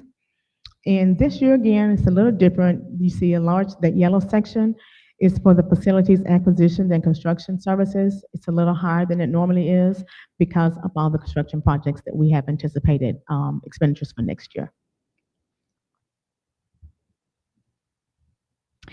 We have a multi-year general fund revenue expenditure projection that I want to share with you. So if you look at 2026, that mirrors what we're proposing. 2027, we used I think a 3% or 3% increase on both the revenue and expenditure side. So with that, if everything trended up 3%, then we would be at 728,237,000. I can't see that. For revenues, and then on the expenditure side, we would have 727, which would be a $4.3 million deficit. So that would hit our fund balance and leave us at 143. The next year, using that same 3%, our fund balance, we actually will bring in more revenue than expenditures. So our fund balance will go back up to $147 million. And then on out to 29 and 30. And again, remember, this is just a projection. So we update this as we get information.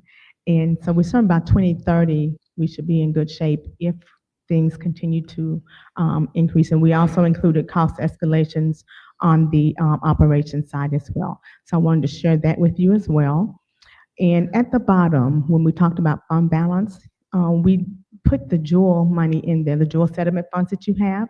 We wanted to show you that's including our total fund balance, but we wanted to break it out because we often get calls asking how much jewel money do we have. So we get money every year. So this year we should have about 628,000, but what we budgeted, what we factored in, we reduced it by 150,000 each year, but we added what we would get as well, because we know that you all give out the scholarships every year. So we wanted to kind of reflect that, and I think that money ends, I think it's on like a couple of years. So by 2029, we will have depleted those funds. So, and this just shows when we adopt the tentative budget, we will be adopting all funds, the general funds, special revenue funds, capital projects, debt service, and enterprise funds. And again, that total is $1,504,000,000. And as I stated earlier, the general funds is the majority of that, with capital projects fund right behind it at 43%. Again, that's normally not that much of our budget, but because we have the bond and we'll have the building projects going, that's why that is that high this year. We have our first public hearing, I've already advertised, next Monday, May 5th at 11 a.m. We have our second public hearing on the budget on Tuesday, May 27th at 5:30, right before the work session, and would like to do the final adoption and adopt a tentative millage rate during the work session that evening on the 27th at 6 p.m. If we require to have millage rate public hearings, that would be probably in late July or August, because this year it's a little later than normal because they're having some issues at the county with getting the system set up with their software vendor. So we had a call last week. We probably won't be able to adopt the millage rate or even get the final digest until late July. So we'll start having our hearings right after that, and then do the final millage rate adoption in August. And Mr. Chair, that's all I have for this evening. Thank you so much. Ms. Cooper? Thank you, Ms. Bivens, for your presentation Yes, and ma'am. also for the 3-on-3. So the public knows we have been talking with business services about the budget. But my question to you is, have we presented this to our budget advisory committees yet? And if not, when? So I've given them some of the information, but not this part. So we have another meeting with them in May before we adopt the final budget. Okay. All right. So, but we did talk about some of the things that we were going to include in here. So they got most of the information, but they didn't get this exact presentation yet. Thank you, ma'am. You're welcome. Ms. Baker? I appreciate the 5-year fund and revenue expenditure things. I hate to ask this question. We're not giving raises this year. Does those projections include raises in the future, or We did do a 3%. Did we do a 3%? Yeah, we did a 3% projection. Okay, Again, I it's just a wanna make projection, sure that so we're not still looking depends at- on what our real numbers look like next year. Yes, ma'am. Because we can't keep taking from the fund balance. Yes, because ma'am. For those who don't understand. And we can adjust have it as to have quarterly. Savings at least 3 months because we don't get paid for certain times. So I appreciate all this that you've given us. I am very concerned of having any new positions until we get everything else clarified. Thank you. Ms. Hill? Yes, thank you, Ms. Bivens, for this. I got a couple of questions and I got to go back. For clarity purposes, did I hear you say that the certified staff, the state pays for? The health insurance. Yeah, their health insurance. Yes, ma'am. And the classified staff, CCPS, Clayton That is County Public correct. Schools pay Yes, for. ma'am. And that's 100%. Yes, ma'am. Okay. And just, I wanted to ask about the bonds. I Yes. noticed it in our splosh for February and March, there was a slight decrease. So will we still be able to make our bond payment based on the funding that we have collected? Yes, ma'am, we will. If you look at we do a running average, and Mr. Wall said, that's what the number that we use is the 5.8. We never use the highest number. We do an average because we know we should hit that target over the year with all of our collections. We at least have that amount, so we know we'll hit our target at the average. We use the average number. Because he and I, we just talked about that today. Okay. Yes, And ma'am. so looking at our FY 2026 proposed budget expenditures, I noticed in our variances, there's a decrease in several of the pupil services and a few others. Can you tell me why we had a decrease? Yes, ma'am. So remember, we had all those, I'm not gonna call them bonuses, all those incentives in there. So some of those, like in the instruction piece, we had increases, so the decreases didn't quite offset those increases. But in that one category, you notice it was $10 million. That was that one. And I think in my area, in business services, so something that we're doing this year that I forgot to mention, I apologize for that. To help balance the budget, we're looking at doing a hiring freeze on classified positions for 90 days of vacant positions only. So that would yield us about that 2-point-something million that you see in business services or in business. So we didn't cut my budget that amount, but I had to budget it that way in order to recognize the savings that we would get for that. Okay. Okay. And so just wanted to follow up with my colleague, Ms. Baker, on salaries increases. How do we calculate that in like the pay and step? Is that annually? Is it merit-based? How do that happen? And that might be a Ms. Albritton question, but just to make sure that they're still on target to receive any increases that are due employees. So we look at our revenues and expenditures for the next year baseline. And then we say, okay, how much can we afford to give if we have enough revenue to give a step increase, which would be only for those that are eligible for a step increase. And it is not based on merit. It would be applicable across the board if you're eligible for a step increase. And then, of course, the COLA, which is a cost of living adjustment, that percentage will apply to everyone regardless of what step you're on. So typically when we calculate it, we give the COLA first and then we do the step increase. Okay. And just in closing, with my questions, given the current financial trends, how confident are we in our sustaining our budget if we were to pass it tonight tentatively? So with the one exception that Dr. Smith said, we all talked about already, it's going to be, he's going to be looking at getting partnerships for that. We should be able to sustain the remainder of our budget because, and even possibly that one, because the 9.9 million or the $10 million for the one-time payment is a one-time payment. It's not a recurring payment. But the rest of it, we should be able to sustain. And our fund balance will cover 3 months of our expenses. Not quite 3 months, but right at almost 3 months. 147, it's a little less than 3 months. Thank you. You're welcome. Okay, Ms. Bivens. I'll ask Ms. Bivens to stay at the podium to provide an update. Okay, I was gonna bring Gene up here and let him do this, but I'll do it since I'm here. Okay, this is our financial report. I hit the wrong button again. All right, so through March 31st, which is what, the first quarter of this calendar year, but the third quarter, the fiscal year, we collected 78% of our tax revenue. We've exceeded our collection in other local revenue, but we already know a lot of that is in our interest earnings. We also, QBE, we collected 63.6% of that, 58% of our federal revenue. In total receipts, we've collected 67% of that. On the expenditure side, we spent 63.3%. Again, as I stated, we're 75% through the year, so we're trending under in our expenditures. So any questions on that, on our monthly financial report? Okay. Next, we have our SPLOST report. Here we go. So for the month of March, we collected right at $5.5 million, which is a little less, almost 5.6 last year in March. But again, as I stated earlier, when I answered Ms. Hill's question about our trend, we're trending within average of our average collection. So not a lot of concern right now, but we are monitoring it each month. So again, our 5.8 is our average collection. Any questions on the SPLOST report?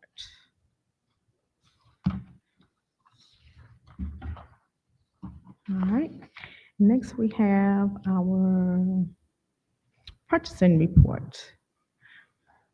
For the second time, I'm not going to read all that today. We have the consumable report A, which are consumables. Report B is our non-consumables, which is less than 10,000. I mean, greater than 10,000. I'm sorry, but less than 100,000. And then the contracts that are greater than 100,000 in these require board approval. So hopefully you had a chance to review that. And I have staff here to answer any questions on the purchasing report if you have any. Okay, being none, that's all I have this evening, Mr. Chair. Okay. Hold on, budget amendments.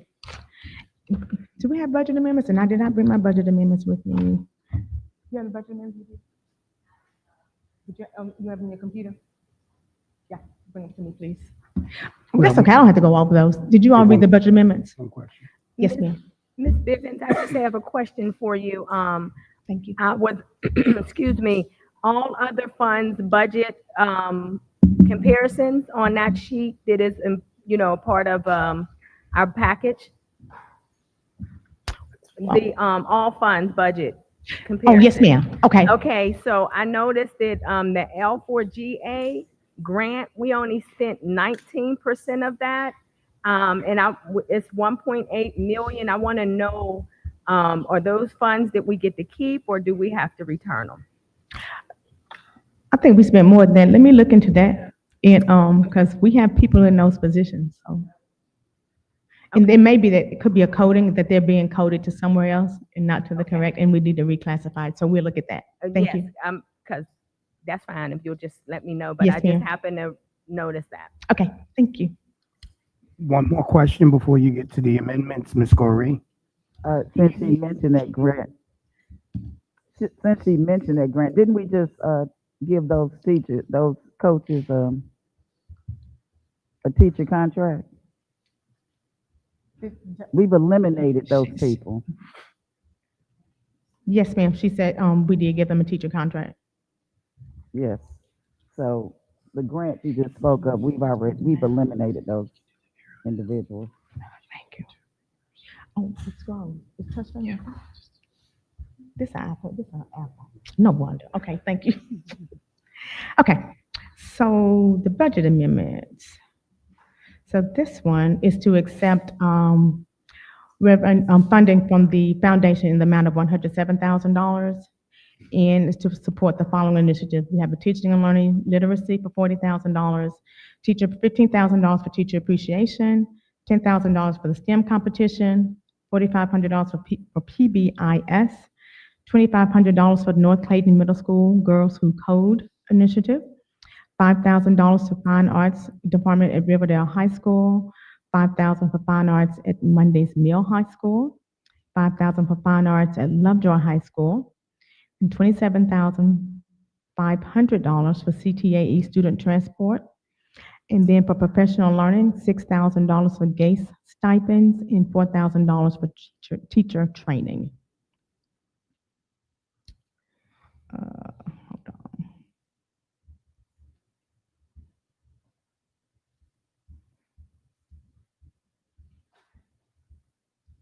And that's it. That's all I have.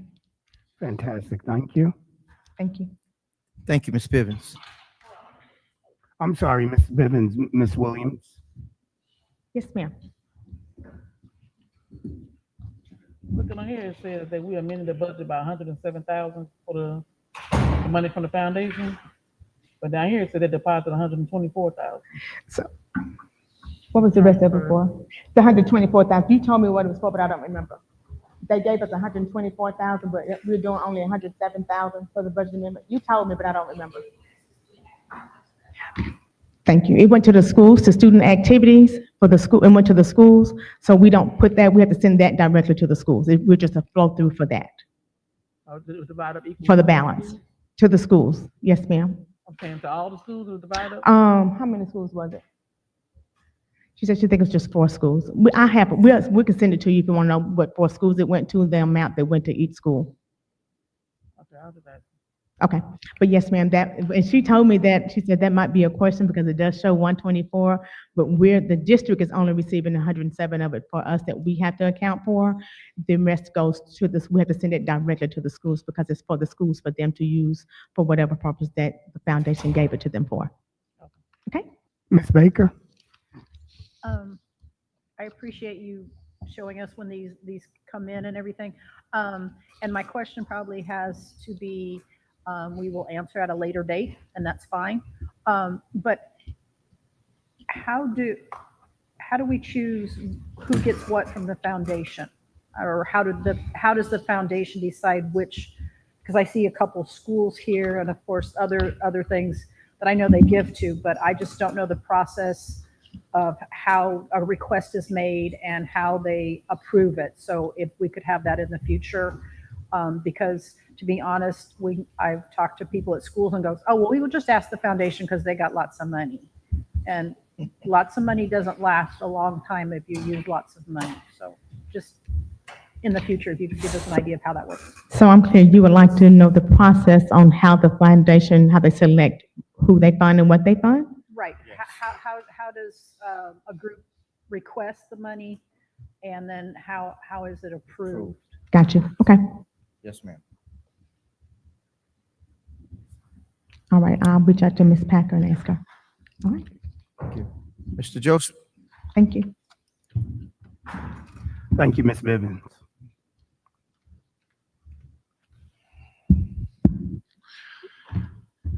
Good evening once again, members of the board, Superintendent Dr. Smith. You received the SPLOST construction update for the month of April. Total payments for capital projects is approximately $8 million. There were no change orders for this period. Additionally, you've received the capital purchase report for items purchased below $100,000 for review. Are there any questions about ongoing projects or capital purchase report before we proceed to the Convocation Center management? Any questions, board members? No, sir. All right. All right, hold on. Hold on. Who's hitting their mic?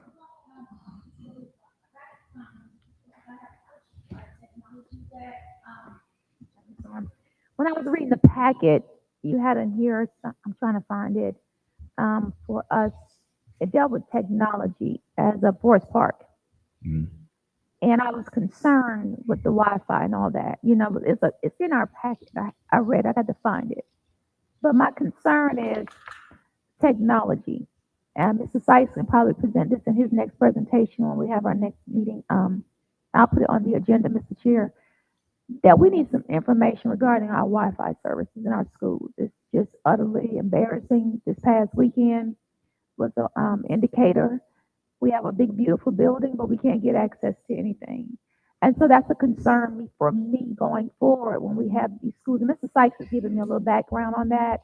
But can we just ensure that our technology is up to speed? I understand all the other factors as of the carriers and all that, but we are making these big mega schools and we have slack service. That's a concern. I was kind of embarrassed on Saturday. They had to go outside to use the phone, Dr. D. And I was like, okay.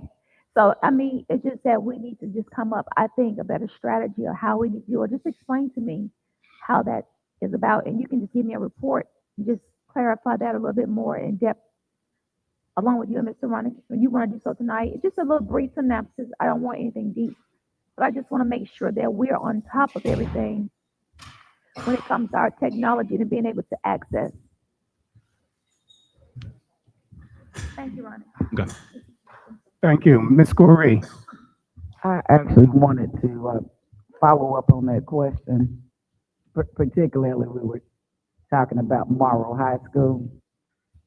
They actually had to use my phone as a hotspot for some technology, but it could have been it was too many people in the place as well. Mhm. But we didn't have any updates from our teaching and learning. How did we do today? We started with the milestones. So how are we as far as technology was concerned today?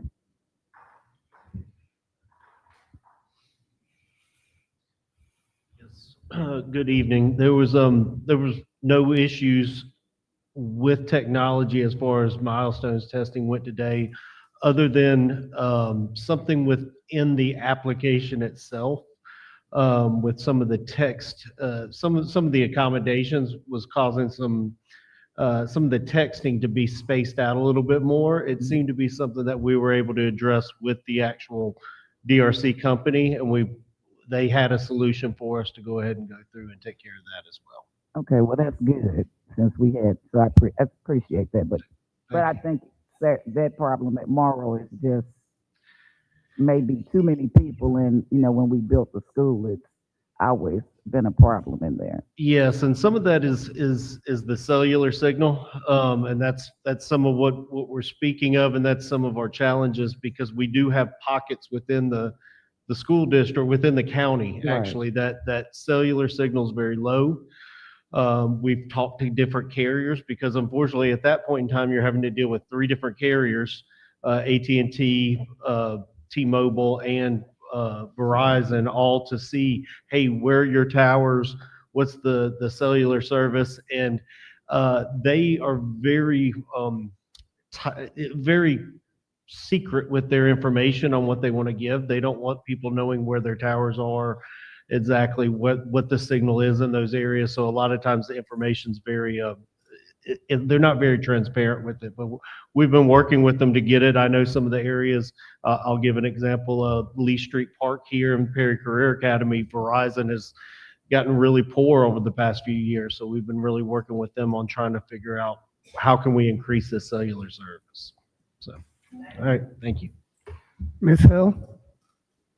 Yes, I want to say thank you for taking care of Morrow Elementary and their sewer issue.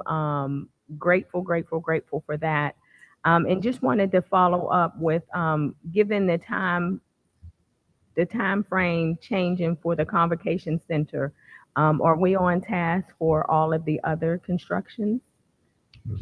I said, given that we had to make the adjustment for the Convocation Center, moving that date back, are we on task and time frame for all other projects?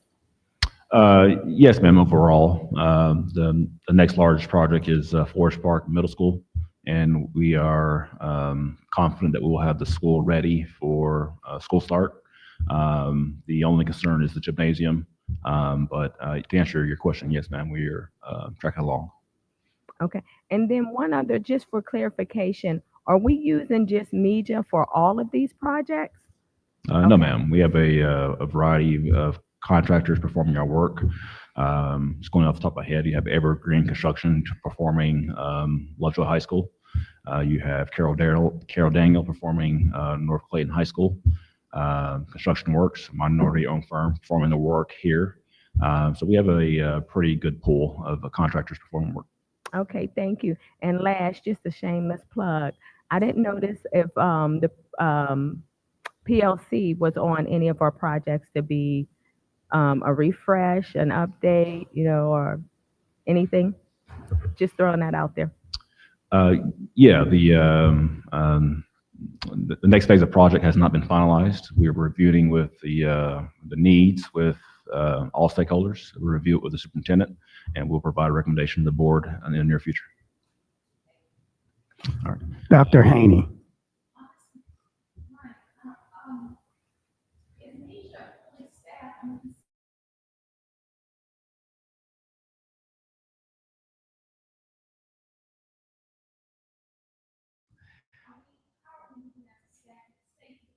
Yeah, yeah.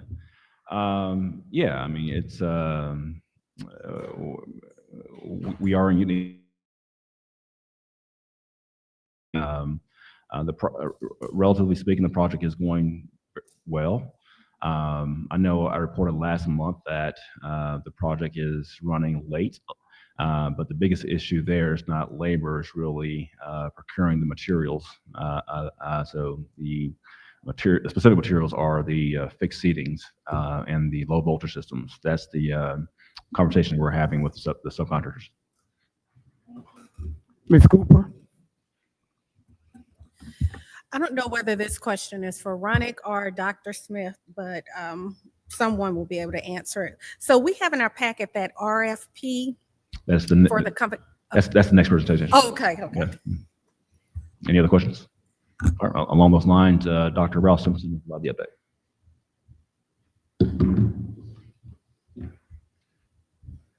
Good evening, Mr. Chair, Madam Vice Chair, members of the board, colleagues, and community at large.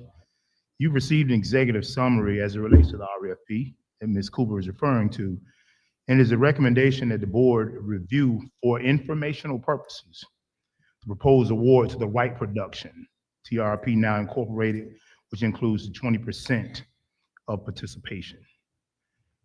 At this time, I'll accept any questions. Ms. Cooper? Hey, Dr. Simpson. Hey.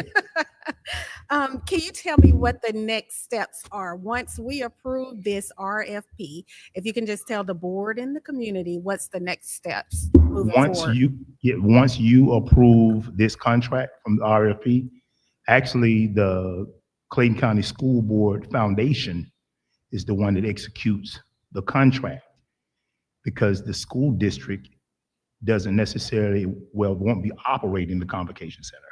The Convocation Center will be operated through the foundation and not the school district. I serve, thanks to Dr. Smith, as the liaison between the school district, the foundation, and the operation or the operations of the Convocation Center.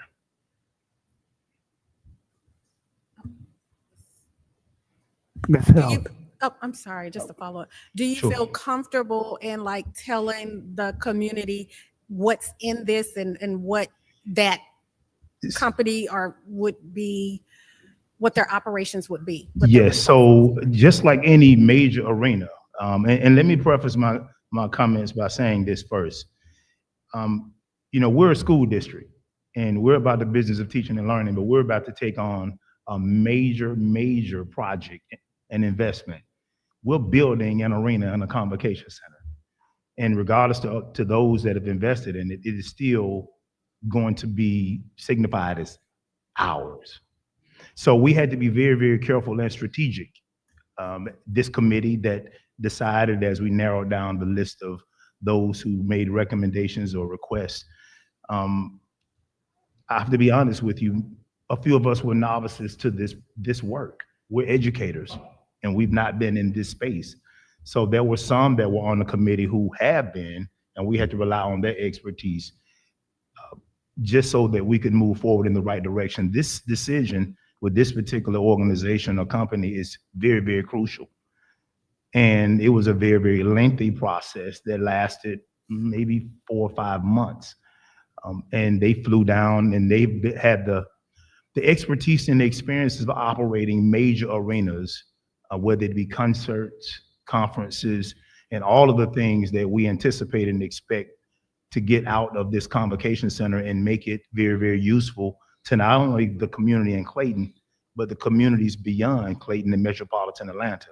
The goal is from the day it opens, the doors open, we expect for those doors to swing closed and open on a regular basis. And so to have a company that has the experience and the expertise at operating an arena year round is something that we were looking for. And whether that be, again, concerts, whether that be conferences, and certainly there are spaces available for, obviously we'll be holding our graduations or our commencement exercises there.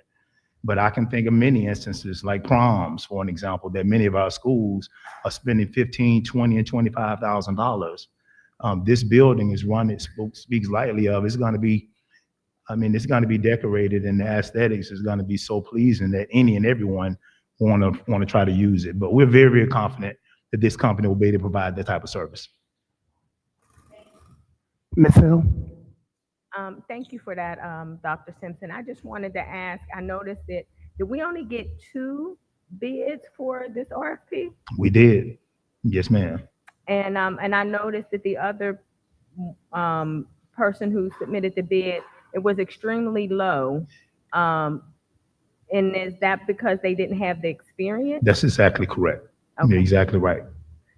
And with the convocation center, just for clarity, we have to have this operator in place in order for us to generate revenue. Absolutely. Because if not, then we just have to pay and not bring in revenue.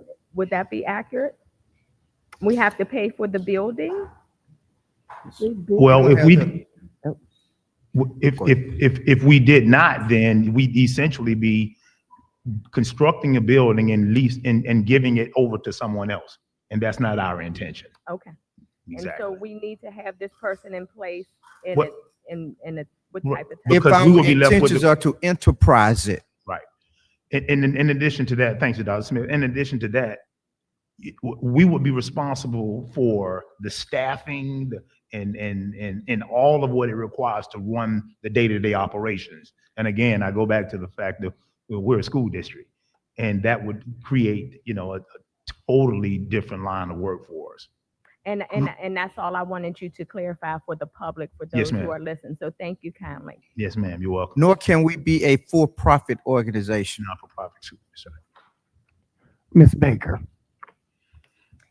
Okay, I know we're going over this and we're going to vote on it next week, but there was a few questions that were sent in regards to some financials and things like that. So I hope we take a look at that before next week. And then the next thing is, and this goes to you, Dr. Fitz, I think it'd be a great time to look at CTAE in regards to entertainment, managing. I don't know if that's the correct word I want, but if we've got that over there, we could have kids, since it's going to be the career center, Absolutely. learning the process while they're there. So, Absolutely. Absolutely. Yes, ma'am. 2 cents there. Ms. Green? Earlier, Ms. Baker had sent in a statement, and I am piggybacking on that. One of the things that I believe was she mentioned about charging a rental fee for the board for graduation. That's not happening. We will not be paying, that building before I have a whole problem with this whole process. with the foundation making any decision. I understand about whether or not we need somebody to run the building. We know that. But also, our purpose is because the foundation is nonprofit. But the foundation's attorney also said that basically they can't run it either because now we need to have another entity. And I would like to have our attorney to thoroughly look at this because there are some things, and I'm just speaking for me. The rest of them might agree to this, but I'm gonna make it very clear what I'm not agreeing to. We built that, we had the veteran board members had a plan for that building. So that plan was for graduations. We have rooms in that building that will be like, areas for many conferences, such as like when you all have your retreat at the beginning of the year. We've outgrown the PLC. I would think that we would be using that building for those things. And the school district should not be paying any rent to anybody that's running the building for having things. We just did our teacher retirement. I think we did it at the Morrow Center. I'm sure the people in the city of Morrow don't charge anything for them when they have activities. So we shouldn't be paying any money to whoever's running this place. Needs to understand that before you come in and take over, there are some dates that we should have on our calendar that should be free. Not to mention founding board right here. There's some suites in that place, and one of those suites needs to be for the board members. So there are some things that we need to put in writing, and maybe everybody else is willing to turn it over. I'm not. If that's what happens, then I probably won't be on the board at that time. But you can bet I'll be out in front of it with a protest sign every day because I won't have anything else to do. I'm not willing to just turn a building over to somebody without some oversight. Because right now, the way it's set up, it doesn't seem like we have any oversight. Ms. Gorey, I agree. I don't want to pay a dime for anything Right. relative to that facility. We'll hash all of that out. But the oversight is Dr. Simpson. They don't Right. not carte blanche doing whatever they want. But Okay. I agree with you 100%. Okay, so you hear what he said? Absolutely. Now, I don't mind us we need the basketball tournament from Macon. I'm tired of going in that little raggedy building. We got a state-of-the-art building, and we need to have that here. Certain things we need to have. But no, we're not paying any rent for things that we know that we need to do within our school district. Absolutely. Take that into consideration. Yes, ma'am. Thank you, Dr. Simpson. Thank you, sir. Sir. Mrs. Albritton.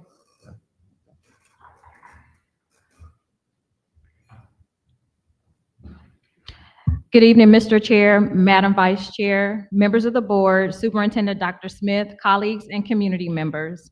The Personnel Changes Report summarizes all personnel actions for the period of March 14th through April 11th, 2025. All human resources updates were presented to the Board of Education for your review. I'm happy to answer any questions. Any questions, board members? Seeing none, you can move on. Thank you.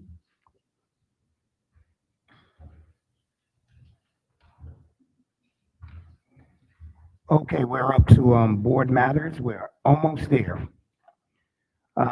In board matters, we have the items under board matters will be voted on next board meeting, May 5th.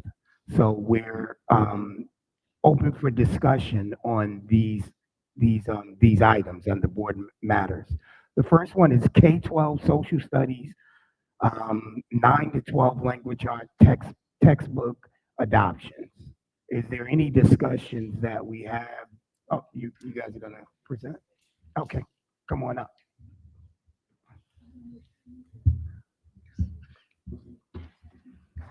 Good evening, Chairman Straker, Vice Chair, Ms. Baker, members of the board, Superintendent Dr. Smith, and the Clayton County Public Schools community. I am Rhonda Love, the Secondary Coordinator for the Department of Social Studies. And I am Monique Swinger. I am the coordinator for elementary social studies. Together, we have led this process for K-12 social studies adoption. Our purpose is twofold: to summarize the adoption process used and to formally recommend resources for purchase and adoption. Social studies, the social studies standards have a lot of controversial issues. We need quality, vetted resources in order to help teachers stay on topic, stay strictly to the standards, and not rely on their own opinions. These resources will mitigate legal risks associated with the unregulated content. We are also preparing students to be global citizens. They need these resources in order to learn the facts of how a government runs, the laws that we have in place, how to be a global citizen, how to engage in civic engagement. Therefore, these are the resources that we recommend. So we'll talk about the timeline. Okay, this multi-phase adoption process began in 2023 and included formation of textbook adoption committees, which included teachers from all specialties. So that includes ESOL, DES, gifted. Also includes our coaches and our district leaders. Our vendors then presented these materials to the adoption committees, who completed surveys based on these presentations. The vetting continued as committee members combed through physical and digital resources, both student and teacher versions. Once all the data was compiled, the top 3 vendors were selected and placed in 5 different locations around the district for public review. The culmination of the public review was the textbook adoption fair, where all stakeholders, this includes teachers, parents, students, and all other community members, were invited to further vet these resources. From those results, the top vendors were selected for recommendation to the board. Now, pending board approval, the next steps will be to secure funding, finalize the orders, deliver materials, and then to provide professional learning. The evaluation criteria used by our textbook adoption committee followed the Georgia Department of Education's textbook rubric, which is based on their instructional materials evaluation tool. It is also designed to ensure that adoption resources align with Georgia standards and support effective teaching and learning. Our K-5 initial review included a broad span of vendors. Now, after that extensive evaluation process, we did select those top 3 vendors, and it was Gallup-Aid, Savvis, and Studies Weekly.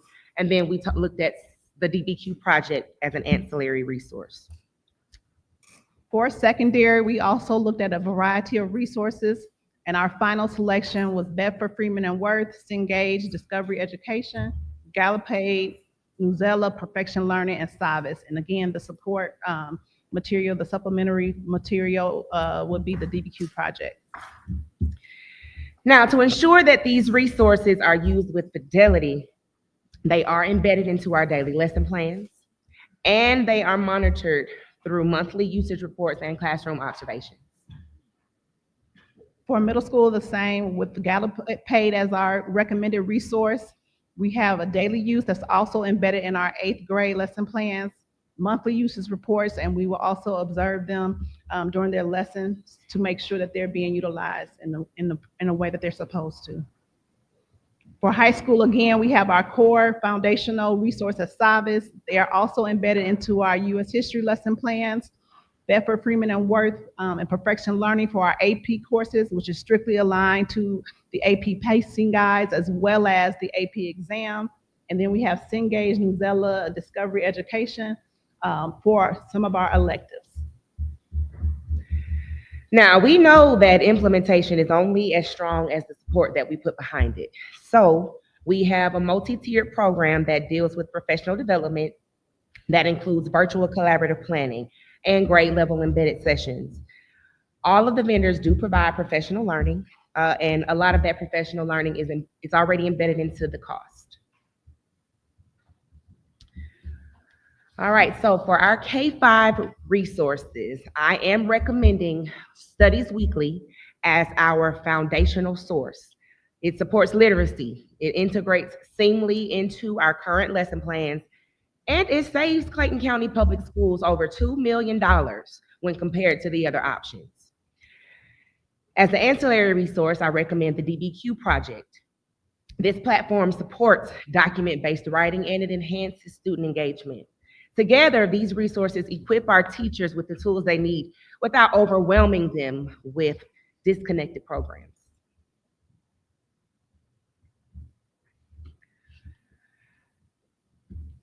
The 5-year adoption cost for Studies Weekly is $1,281,783.90. The 5-year adoption cost for the DBQ project is $234,000. Together, the total cost is $1,515,783.90.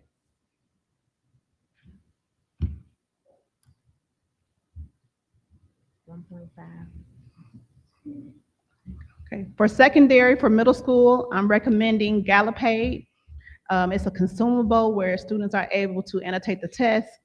It has basically a one-stop shop for all graphic organizers and text-based questions that we use.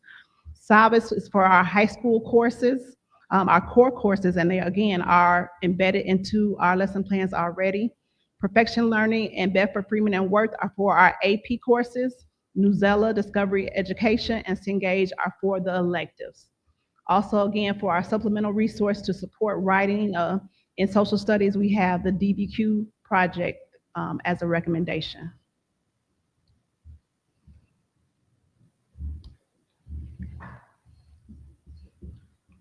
The 5-year adoption cost for secondary, the foundational resources is $8,863,177.02. The 5-year adoption cost for the supplemental resource is $338,000 for a total of $9,201,177.02. This is just a summary of all of the recommendations that we are providing you tonight. Studies Weekly, K-5, DBQ project for 3 through 12th, Gallup-Aid for middle school, Savvis, Perfection Learning, Bedford Freeman and Worth, Newzella, Discovery Education, and Cengage for our high school courses. Are there any questions? Any questions, board members? Dr. Haney? Thank you for the presentation. Let me ask you, Miriam, this 5 years the max. I thought 5 years, that's the max can extend beyond that. I know I think the adoption process, the way it's set up through this district, is every 5 years. Ms. Hill? This is just a financial question. Is this already in our proposed FY 2026 or is this in our FY 2025? Just want to know where the funding is at this time. I'm not sure. Ms. Hill, it is in the 2026 budget in the SPLOST. Remember the $15 million in our reference in the SPLOST? That's Okay. where it is. Thank you. You're welcome. Thank you for your presentation. Ms. Williams?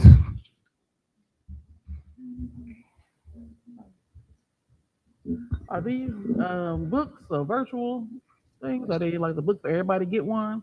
Or what is, yeah, how much is this for $8 million? So for K-5, there is a consumable resources one-to-one. So every student has their own, and then the digital version is included in that. So the digital version is essentially free of cost. It comes along with the purchase of the print resource. The ancillary resource, DBQ, is full digital, and that's for 312. And then for high school, Savvis is both digital and textbooks, as well as the Cengage is a textbook. Newzella and Discovery Education for those electives are only online. And because there weren't any basically vendors that were appropriate and that went through the vetting process to kind of give that textbook experience. Also for the AP courses, we have Bedford Freeman and Worth and Perfection Learning. Perfection Learning is a consumable that's one-to-one and that will be updated every year. And then the Bedford Freeman and Worth, you have textbooks and online. And this is about how much the rate is for any other company? Or are these just the ones that we picked? We asked that Is this again? the going rate for all the other book companies, or these just the ones that we decided on? So these are the ones that entered the process to be vetted. And for elementary, this was the most economical one actually. So like as we stated in the presentation, it saved about $2 million. Savis was 3 million plus, and then Gallup-Aid was about $1 million more than Studies Weekly. And for the 6 to 12? For secondary, it was a rubric that was involved, and we were trying to get the resources that were more aligned with Georgia Standards of Excellence, and also resources that teachers can use. So it was very highly recommended from our committee for the vendors that we selected. Okay. Are there any other questions, board members? You two did an excellent job. Thank you.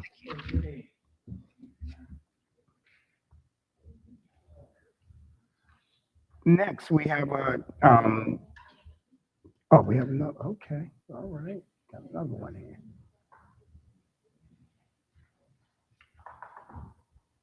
I'm sorry about that. It's okay. Good evening, Chairman Straker, Vice Chair Ms. Baker, members of the board, Superintendent Dr. Smith, Clayton County Public Schools community, and colleagues. I am Regina Willingham, and I am the Secondary English Language Arts Coordinator, and I'll speak to you about our proposed 9-12 English Language Arts textbook adoption.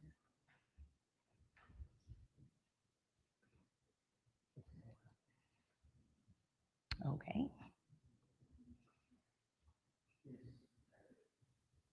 It's not progressing.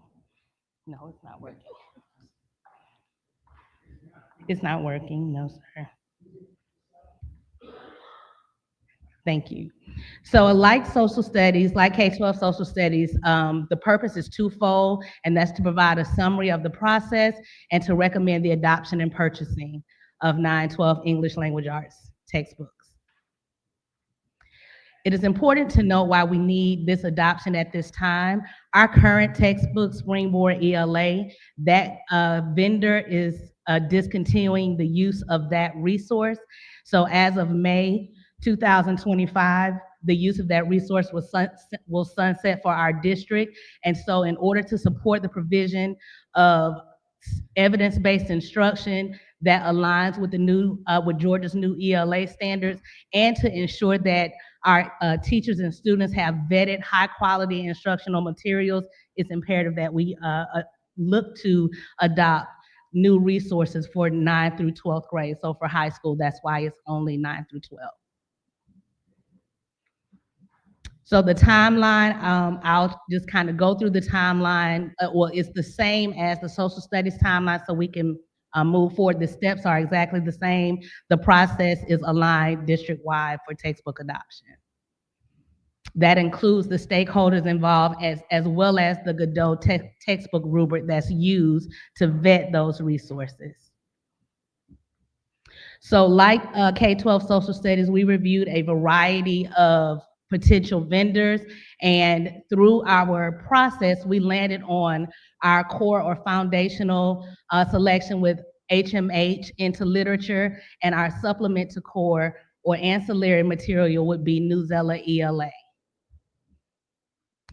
So again, like K-12 social studies, it is important that we monitor the use and fidelity of usage of the plan. So our intended usage of HMH into literature and Newsella ELA will be monitored on a regular basis, and we'll follow data points to ensure integration into daily lesson plans.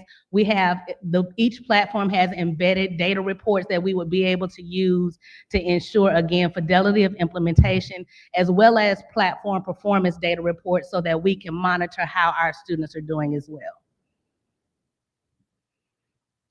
The professional development plan will again align with what you heard previously to include just multi-tiered support for all levels of our, from administrators to our instructional coaches and teachers.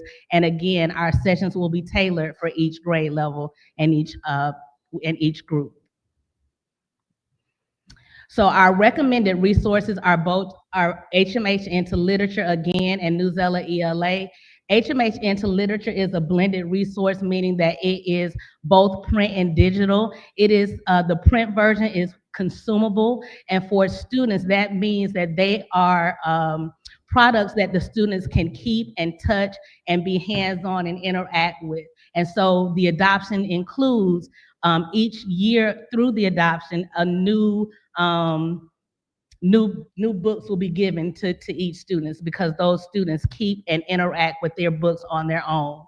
And then you also have the digital platform. And just to highlight a couple of other things, HMH is directly connected to NWEA MAP. So because we have our MAP testing beginning of the year, middle of the year, and end of the year, that data is directly aligned to processes that teachers can implement to support student instruction based on that data, targeted instruction based on that data. And to highlight Newsella ELA, some key features would be the extensive library of informational text, and again, a direct alignment to our recommendation for HMH into Literature with regard to how those informational texts can then pair with the literary texts that are embedded or that are a part of the HMH into Literature. And for both resources, they are directly aligned to Georgia's new K-12 ELA standards. So our recommended resources at the 5-year cost for HMH into Literature, you have 5-year adoption cost of $7,914,680.80, and that includes costs that are different each year after the first year, because there are some resources that you won't receive twice. For example, once you receive your novel sets, you have your novel sets, and those are barcoded and checked out. And so that's the 5-year cost for HMH into Literature. And Newsella ELA, that 5-year cost is $683,700, and that is also a strictly digital platform. And both resources include professional development. So it is the recommendation to adopt and purchase HMH into Literature for our foundational or core resource, and Newsella ELA for our ancillary or supplement to core resource. And I'm ready for any questions. Ms. Baker? Okay, y'all know I'm a tree hugger, so I'm going to ask the question. The old textbooks, social studies, ELA, can we sell them to a smaller district? Can we donate them? And can we keep them out of the landfill? I'm not familiar with the ability to, I'm not sure whether or not we can sell those books. However, with the latter, when we have had an excess of books, we have used like excess novels that were left over from previous adoptions. We've used those novels for giveaways at like back to school bash or something like that. I'm not familiar with or sure about whether or not they can be sold. I'm just trying to get us some extra funds. And also, like I said, keep them out of the landfill. Yes. Any other questions, board members? Ms. Goree? I don't have a question, but you can't sell the books. It's surplus materials, and there's some state guidelines on that. You can probably write a policy, and it would really be smart to just give them away, because I know some people that have gotten in trouble and lost their jobs over surplus materials. So I was about to say, Ms. Curry, what we do is follow the board policies in which we have to do to dispose books or as surplus. Sometimes we can sell them by the pound, and when we do, we work with a vendor who buys those books from us when we are allowed to do so. And it also depends on the funding source as well. Remember, a lot of our books we purchased recently are through federal funds, and so we have to follow the federal guidelines for disposing of property that we use federal funds for. And then we have our general funded products that we also follow the board policies. Okay, thank you. Seeing no other questions, I thank you so much. Good job. Thank you. All right, board members, we're up to Policy Series J, the third read. We will be voting on this next Monday, May 5th. Is there any discussion necessary for Policy Series J, third read? Ms. Goree? The only thing I would ask is if we could get Ms. Garrett and maybe Mr. Doyle to just go back and look at them and make sure that they're grammatically correct. I saw a couple of things, but otherwise they're good. You know, I have all those different colors in there, so, but I think other than that, to make sure they're grammatically correct, because I don't see any other problems, just personally for me. Okay, and now we're up to Policy Series I, first read. We will not be voting on this May 5th. This is just the first read. Is there any discussion? Looking to the left, looking to the right, I see none. Now we're up to the business agenda. These two items we will be voting on, board members. So I'll call the motion. If it's necessary to have a discussion, we'll discuss it, and then we will go forward with voting on them. The first item on the business agenda for action is the tentative adoption of the SY26 budget. Ms. Cooper, do you have a comment or you're making a motion? Ms. Cooper has made a motion for us to adopt the SY26 budget. Ms. Goree? I'm seconding that we. Okay, the motion has been moved and properly second. Can I get a vote?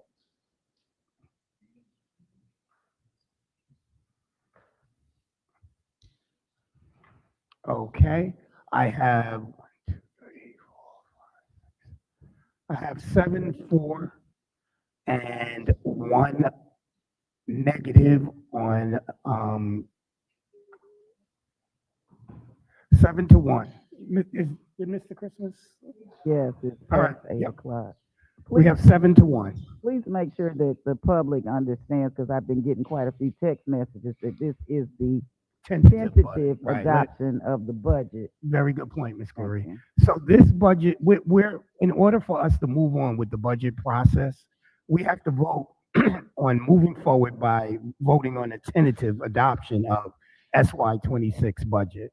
That does not necessarily mean that there won't be changes or adjustments to the budget. It just means that we're going to move forward with the public hearings and discussion and speak with the superintendent on anything that we have issues with or want to include in the budget.